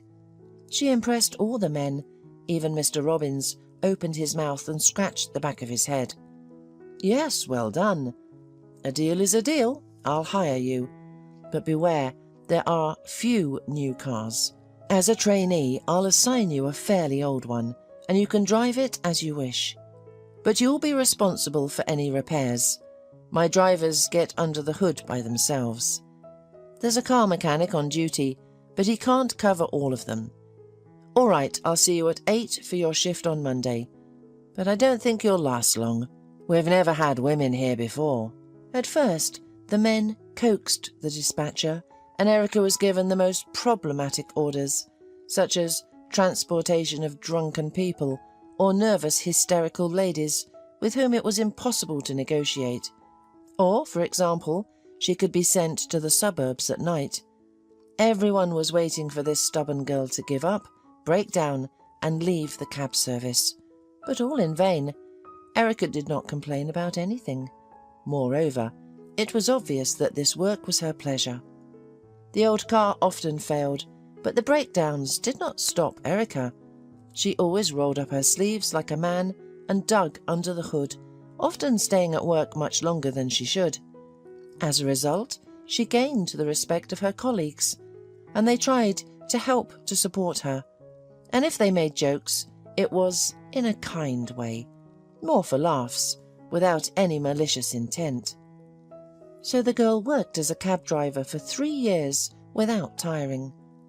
And 6 months ago, Erica's friends decided to make her a birthday present and invited her to a bikers meeting. They knew that Erica would be delighted, and this was better than any present for her. Indeed, she was fascinated by the show. Powerful motorcycles, brutal men with thick beards in leather jackets and black jeans, looking like real Vikings. It was there that she met Gregor. He too was among the invited spectators. The young people quickly found a common language and became friends. Erica immediately liked Gregor, a strong, muscular, confident man. He was a volleyball coach, and motorcycles were his hobby and passion.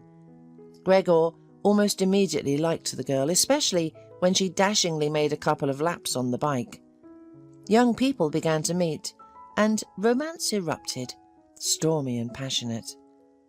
Erica was not initially bothered that Gregor did not offer her anything serious. They just loved each other and enjoyed life to the fullest. What's the hurry? They could rent a motorcycle and ride around the city all night in the wind. Erica generally loved freedom, speed, and extremes. At such moments, adrenaline was off the charts, and it seemed like happiness. They loved each other passionately and fiercely, and each time was like the last. Everything burst like a soap bubble instantly when Erica realized she was pregnant. Gregor did not swear or shout.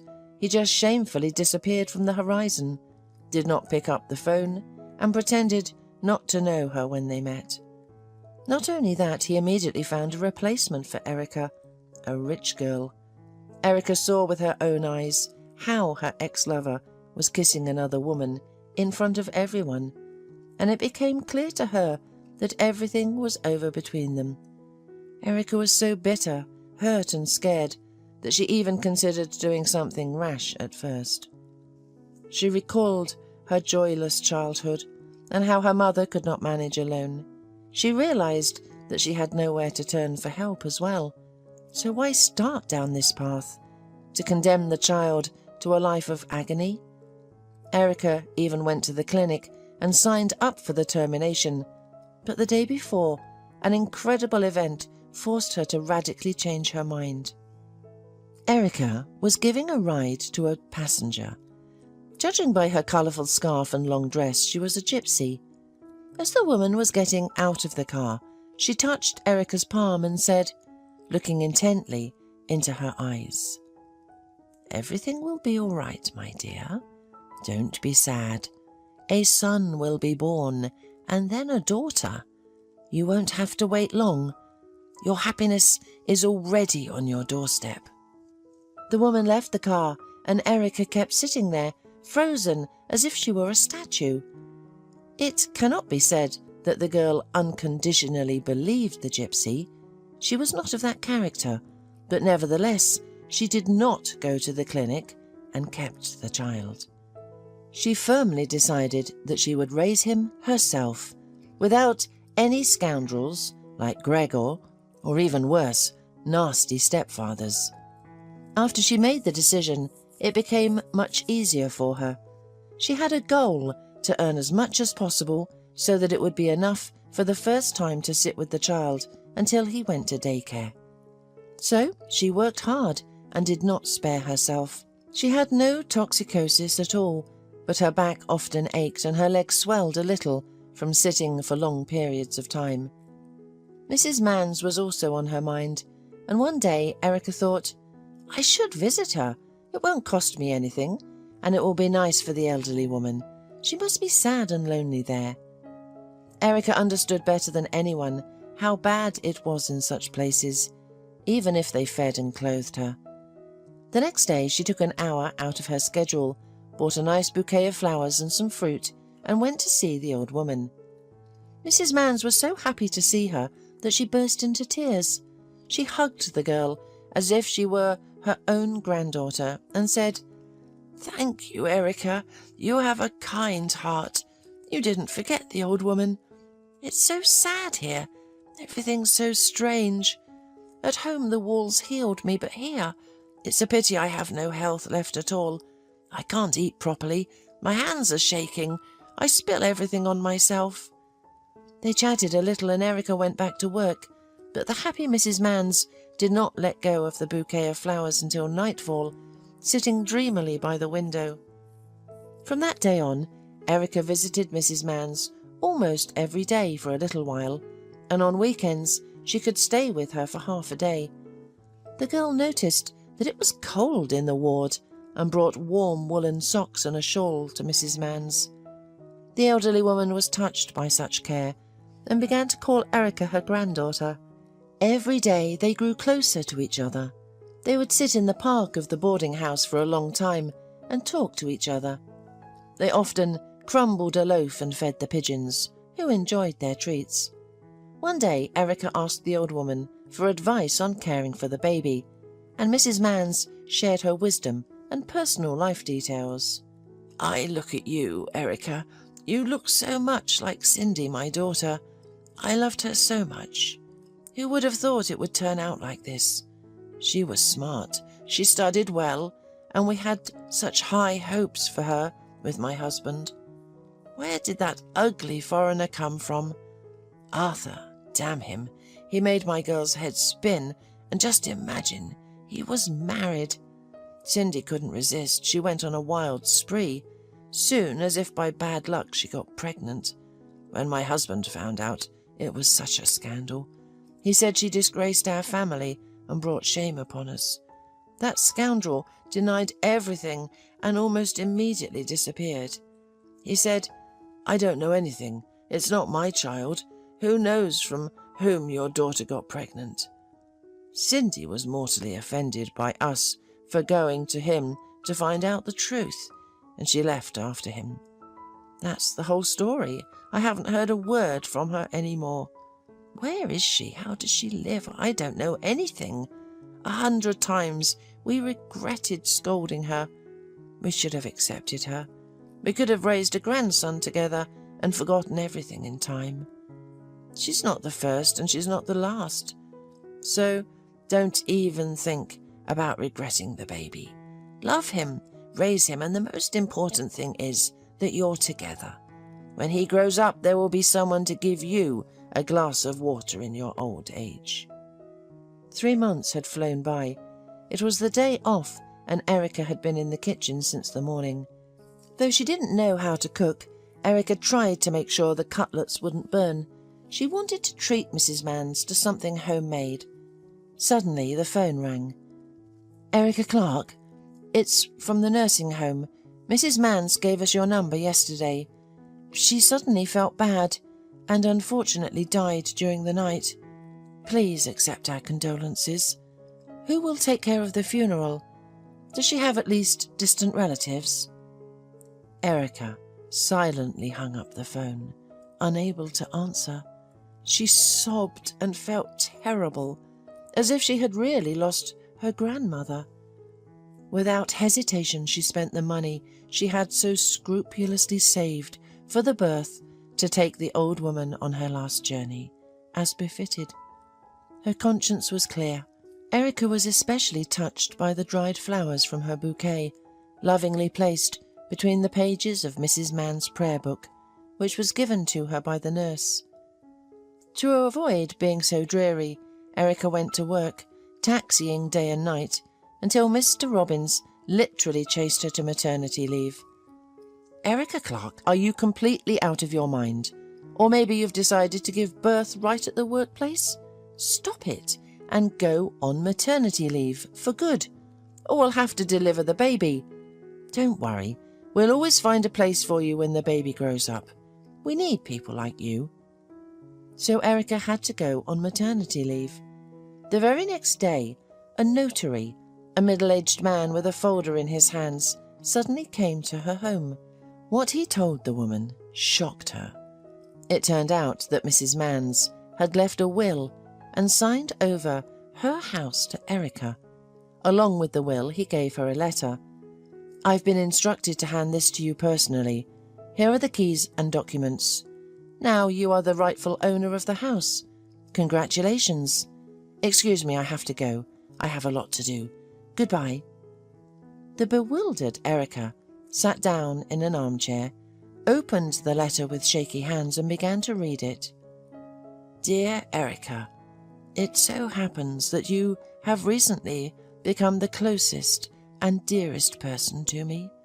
You can't even imagine how important and necessary your visits were to me. It is so warming to know that someone needs you. Thank you for your kind heart, nice presents, and heartfelt conversations. You just warmed up my senile soul, frozen from loneliness and indifference. So the least I can thank you is my old house. I hope you will not sell it for nothing, but restore it and live in it with your child. I would like that very much. It has a piece of my soul in it. And I'll also give you a piece of advice. If you want to heat the fireplace in the fall, don't be rushing and take a good look at it. Goodbye, darling. I'll give you a big hug. Take care of yourself and the baby. Sincerely loving you, Mrs. Mans." Erica wept quietly and remembered the elderly woman's dry hands and eyes full of inexpressible longing. Active innately, Erica, despite the impressive term of her pregnancy, decided to move into Mrs. Mans' house and slowly put it in order. She had nothing to do in the four walls of a tiny apartment, and the baby would be better in his own yard, in the fresh air. Erica took a cab and moved all her things to her new home. In fact, the woman was terrified about the future. She didn't have much money, and there were such expenses ahead. How could she get rid of it? But as much as she tried to think of a solution, nothing useful came to mind. To keep her mind clear of bad thoughts, Erica started a general cleaning, slowly dismantled cabinets and shelves and put things in order. She found an old gramophone on the mezzanine and a bunch of records, and she enjoyed the works of Bach and Beethoven. For her, it was all so unusual and interesting. In the old lady's closet, Erica found a gorgeous turquoise-coloured lace dress and guessed it was Mrs. Mans' daughter's, who had disappeared somewhere. Probably Mrs. Mans had cherished it all her long life as a reminder of her daughter. The house turned out to be quite spacious, and it was filled with the spirit of antiquity, and it was clear that Mrs. Mann's husband had a talent for design and golden hands. Everything was done with quality and conscientiousness, and only minor restoration was needed despite the house being decades old. Erica decided to convert one of the rooms into a nursery and began to renovate it. Paul, one of the cab drivers from Erica's work, offered to help her. They had recently become good friends. The man had divorced for a year because his wife left him for a lover, so he never hurried home. They often repaired cars together or just talked. And now, helping with repairs, Paul watched Erica dashingly roll out wallpaper, climbing on a stepladder and supervising the process.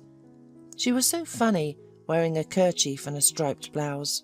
Her belly stuck out funny, looking like a small watermelon. Paul sincerely admired that restless and active woman.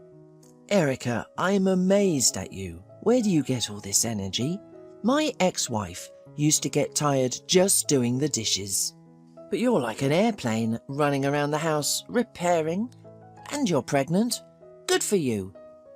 In fact, Paul had long been in love with Erica, even when he first saw this daring young beauty, who dashingly raced in an old Ford at the driving test. He liked everything about her: her angularity, straightforwardness, diligence and charisma. But he couldn't confess his feelings, especially when he learned that Erica was pregnant and her boyfriend had left her. He didn't want to intrude on her feelings. He realized that it was not the right time, and she wouldn't understand. It was hard enough as it was. So he decided to be there for her as a best friend and let time show what would happen. Meanwhile, Erica did not notice his fiery feelings, as she did not care about them. Days went by and it was getting colder, so one day Erica decided to make a fireplace. "Paul, could you bring a couple of piles of firewood and let's try to light it up? Maybe before winter comes. I should call a chimney sweep if there are any problems." While Paul worked outside with the wood, a restless Erica couldn't stay still. She climbed inside the fireplace with a flashlight, despite her huge belly, to check if it had crumbled from old age. Suddenly she found an object and began to pull it. Eventually she fell to the floor, along with a pile of dust and soot, and began to sneeze. But curiosity got the better of her, and she immediately began to unwrap the mysterious package. It was a box. She opened it and gasped. There were all sorts of jewellery there, gold chains, bracelets and stones, and gold coins. Erica shrieked. "Oh my goodness! There's a fortune here! This is a gift from Mrs. Mann's. So that's what those words in the letter about the fireplace were about. And I was a fool and forgot about them immediately." At the very bottom in a cellophane bag were old black and white photos. Erica looked through the pictures. Here was Mrs. Mann's, and this was apparently her husband. Here they were together. But who was this? Oh, it can't be. It says it's her daughter Cindy. But that's my mother. I remember her well. How can that be? There can only be one explanation. Mrs. Mann's is my grandmother, and I'm her granddaughter. And my mother is her daughter Cindy, about whom she spoke with such warmth. Unbelievable. Paul entered the house and froze on the threshold. Erica was sitting, grimy as a little houseboy, right on the cold floor and crying, not noticing anything around her. She was clutching some photos and swaying from side to side. A jewellery box was lying next to her. A frightened man ran up to Erica and began to shake her, trying to lift her up and shake her off. "God, Erica, did you fall? Why did you go up there yourself? You're restless. I would have helped. You can't sit in the cold. What's the matter with you? Where did you get all this stuff?" But the woman didn't hear him and only whispered, "Mummy, that's my mummy. Do you understand? Mrs. Mann's, who I took care of before she died, turned out to be my grandmother. I just found out now. Paul was confused and didn't know what to think. He had never seen Erica like this before. Erica was in such a state that Paul thought, maybe she's delirious. Did she hit her head? Or is it during pregnancy that this happens? It's hard to understand these women. He went to the kitchen and after a minute, he brought Erica a glass of water. Here, drink it and calm down. And tell me everything is in order, otherwise I'll think you've gone crazy. Soon Erica finally came to her senses and began to tell Paul the whole story from the beginning. Now it was the man's turn to be surprised. What a plot! It's time to make a TV series, he whistled. Wow, Erica, so you're a rich heiress now. Congratulations. What will you do with such money? Will you sell the house or keep it? The woman twisted her head and replied, No way! This is my family nest, as it turns out. My roots are here. My grandparents lived here, and my mum grew up here. Besides, my grandfather built it with his own hands, and he put his heart and soul into it. I want to restore everything, but leave it as it was originally planned. Now I'll live here, and then my children. I'll donate some of the money to the nursing home. After all, no matter how you look at it, they really do a good deed and help alleviate the suffering of the elderly in their last days of life. And they don't have enough funding. I saw everything with my own eyes. I also dream of a new car, and I need to put aside a lot for childbirth. In general, my head is spinning with all this. I have not yet come to my senses. Paul suddenly looked intently at her and said, You know what, Erica? Marry me. I've been loving you for a long time. You'll give birth to a boy, and we'll live like everyone else. I'm all alone after my divorce without a family. All day long I'm either spinning the steering wheel or getting bored in an empty apartment. Erica suddenly jumped up and down and exclaimed, Paul, it's no joke. I'm carrying someone else's child, not yours. Are you sure you can accept, love, and raise him as your own? That's just it. Do you know how I grew up? Shall I tell you? I was beaten and abused so badly by my stepfather that I was taken from him to the orphanage. He never called me anything but a little brat. I hated him so fiercely that when I heard from the nurses that he had been drunk and burned alive, I didn't feel sorry for him one bit. Can you imagine? I'm so sorry. But no, I don't want my baby to have that kind of childhood. And I'll tell you more.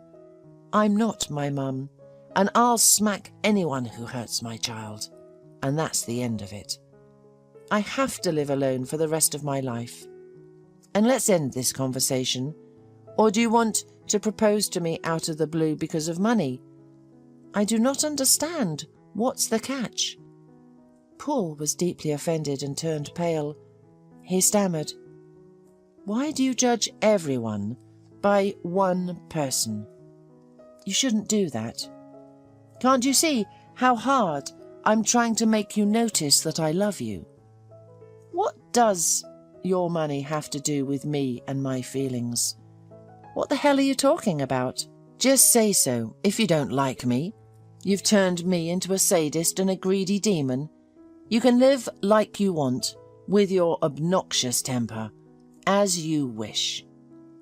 Erica struck a pose and pointed to the door, saying, Okay, thank you for your help. Have a good day.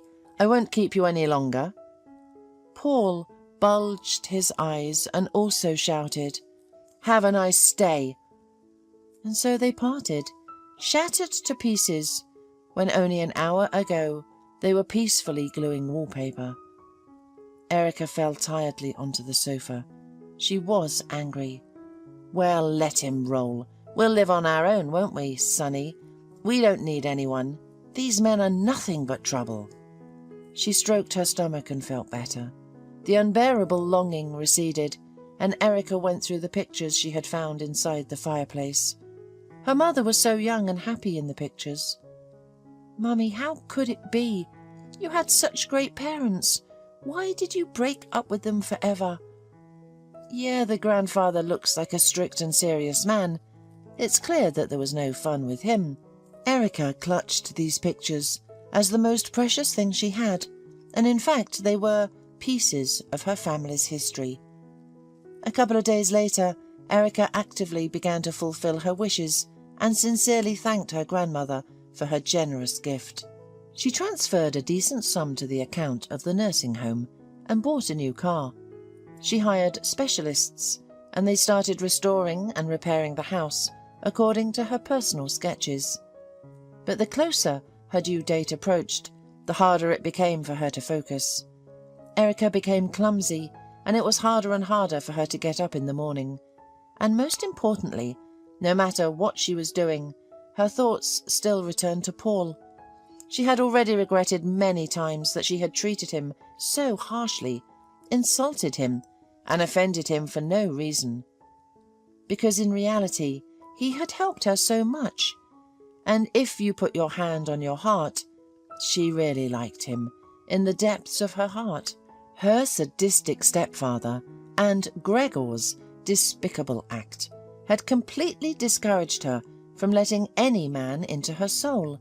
She had built a brick wall around herself and panicked at the thought of being offended, deceived, or betrayed again. Paul also missed Erica. This bold and self-sufficient woman had fallen deep into his heart. He realized with his mind that in many ways she was right, and he had chosen the wrong moment, as if on purpose. Taking responsibility for someone else's baby was a complicated matter, but he was ready to try, to make every effort to accept and love this little man who was about to be born. But unfortunately she didn't even want to listen to him, and still, no matter how angry he was with her, his heart wanted to go where she was. He was worried because the birth was coming and Erica was all alone in the house. How would she cope? Anything could happen, right? Many times he had looked at the cherished number in the phone book, but he never called. One day, while Paul was reassembling a car in the garage, he overheard other drivers' conversations. "Have you heard, men? Our Erica gave birth yesterday. A boy. Mr. Robbins was told about it by an acquaintance. We should get together and congratulate her properly. She's a good girl." Paul's stomach turned upside down. He threw the nuts and wrenches away and ran to wash up. Then he bought a bouquet of beautiful roses, all sorts of goodies, and rushed to the maternity hospital. On the way he thought, "To hell with this stupid pride. I'll try to declare my love for her again. Whatever happens, I'll congratulate her at the same time." He resented them for a long time in the lobby, wondering why they did not want to let him see Erica. He persuaded them this way and that, and finally he managed to beg the nurse to see Erica at least for a minute. Erica was lying in the ward preparing to feed when a nurse came in and whispered to her, "There, your husband is too active. He tortured me with a request to see you. Now is not the time to visit, but as an exception, as long as there are no bosses, just a couple of minutes, otherwise I'll be punished." Erica was stunned, her heart fluttering. Did Paul forgive me? Is he angry? Before she could think of anything more, Paul opened the door, scooped her up in an armful, and kissed her tenderly. Then he handed her a bouquet and a bag of fruit, and blurted out, "Congratulations, Erica, now you won't get rid of me for nothing. Marry me. I swear I'll love your child like my own. You'll never regret your choice. I can't live without you, even though your temper is unbearable and you're not a good cook. I can't eat pancakes and cutlets, but I still love you." Erica laughed and replied, "Well, you're really something, Paul. But yes, I agree, and please forgive me. I said a lot of unnecessary and terrible things to you then, and I regret it very much. It's just hard for me to learn to trust men again. It has nothing to do with you. I really like you too, Honestly, but I was afraid to admit it to myself. Well, you need to go now, or they'll scold us. Wait, said Paul with a happy smile. What are we going to name our son? Mind you, I'll put him in my surname, as it should be. You're mine and his mine. That's it. Erica realised that with such a man she would not be lost, and happily replied, We will call him Martin. Run, Daddy. We'll be discharged in a couple of days. Immediately after discharge from the hospital, Paul and Erica got married and began to live at Mrs. Mann's house. The wedding was celebrated at home in a small circle. The whole taxi fleet was gathered. Mr. Robbins made beautiful toasts, and everyone wished happiness to the young family. At the height of the fun, the baby woke up, and a crying came from the nursery. Erica immediately ran to the child. She was not there for quite a long time. Paul hesitated. Shall I go or not? He was afraid to hold the baby, fearing he might do something wrong.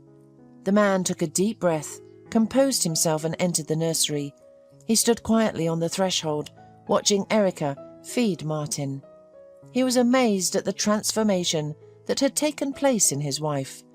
Before him sat not an angular, boyish girl in a fancy leather jacket, but a tender and loving mother whose eyes radiated happiness.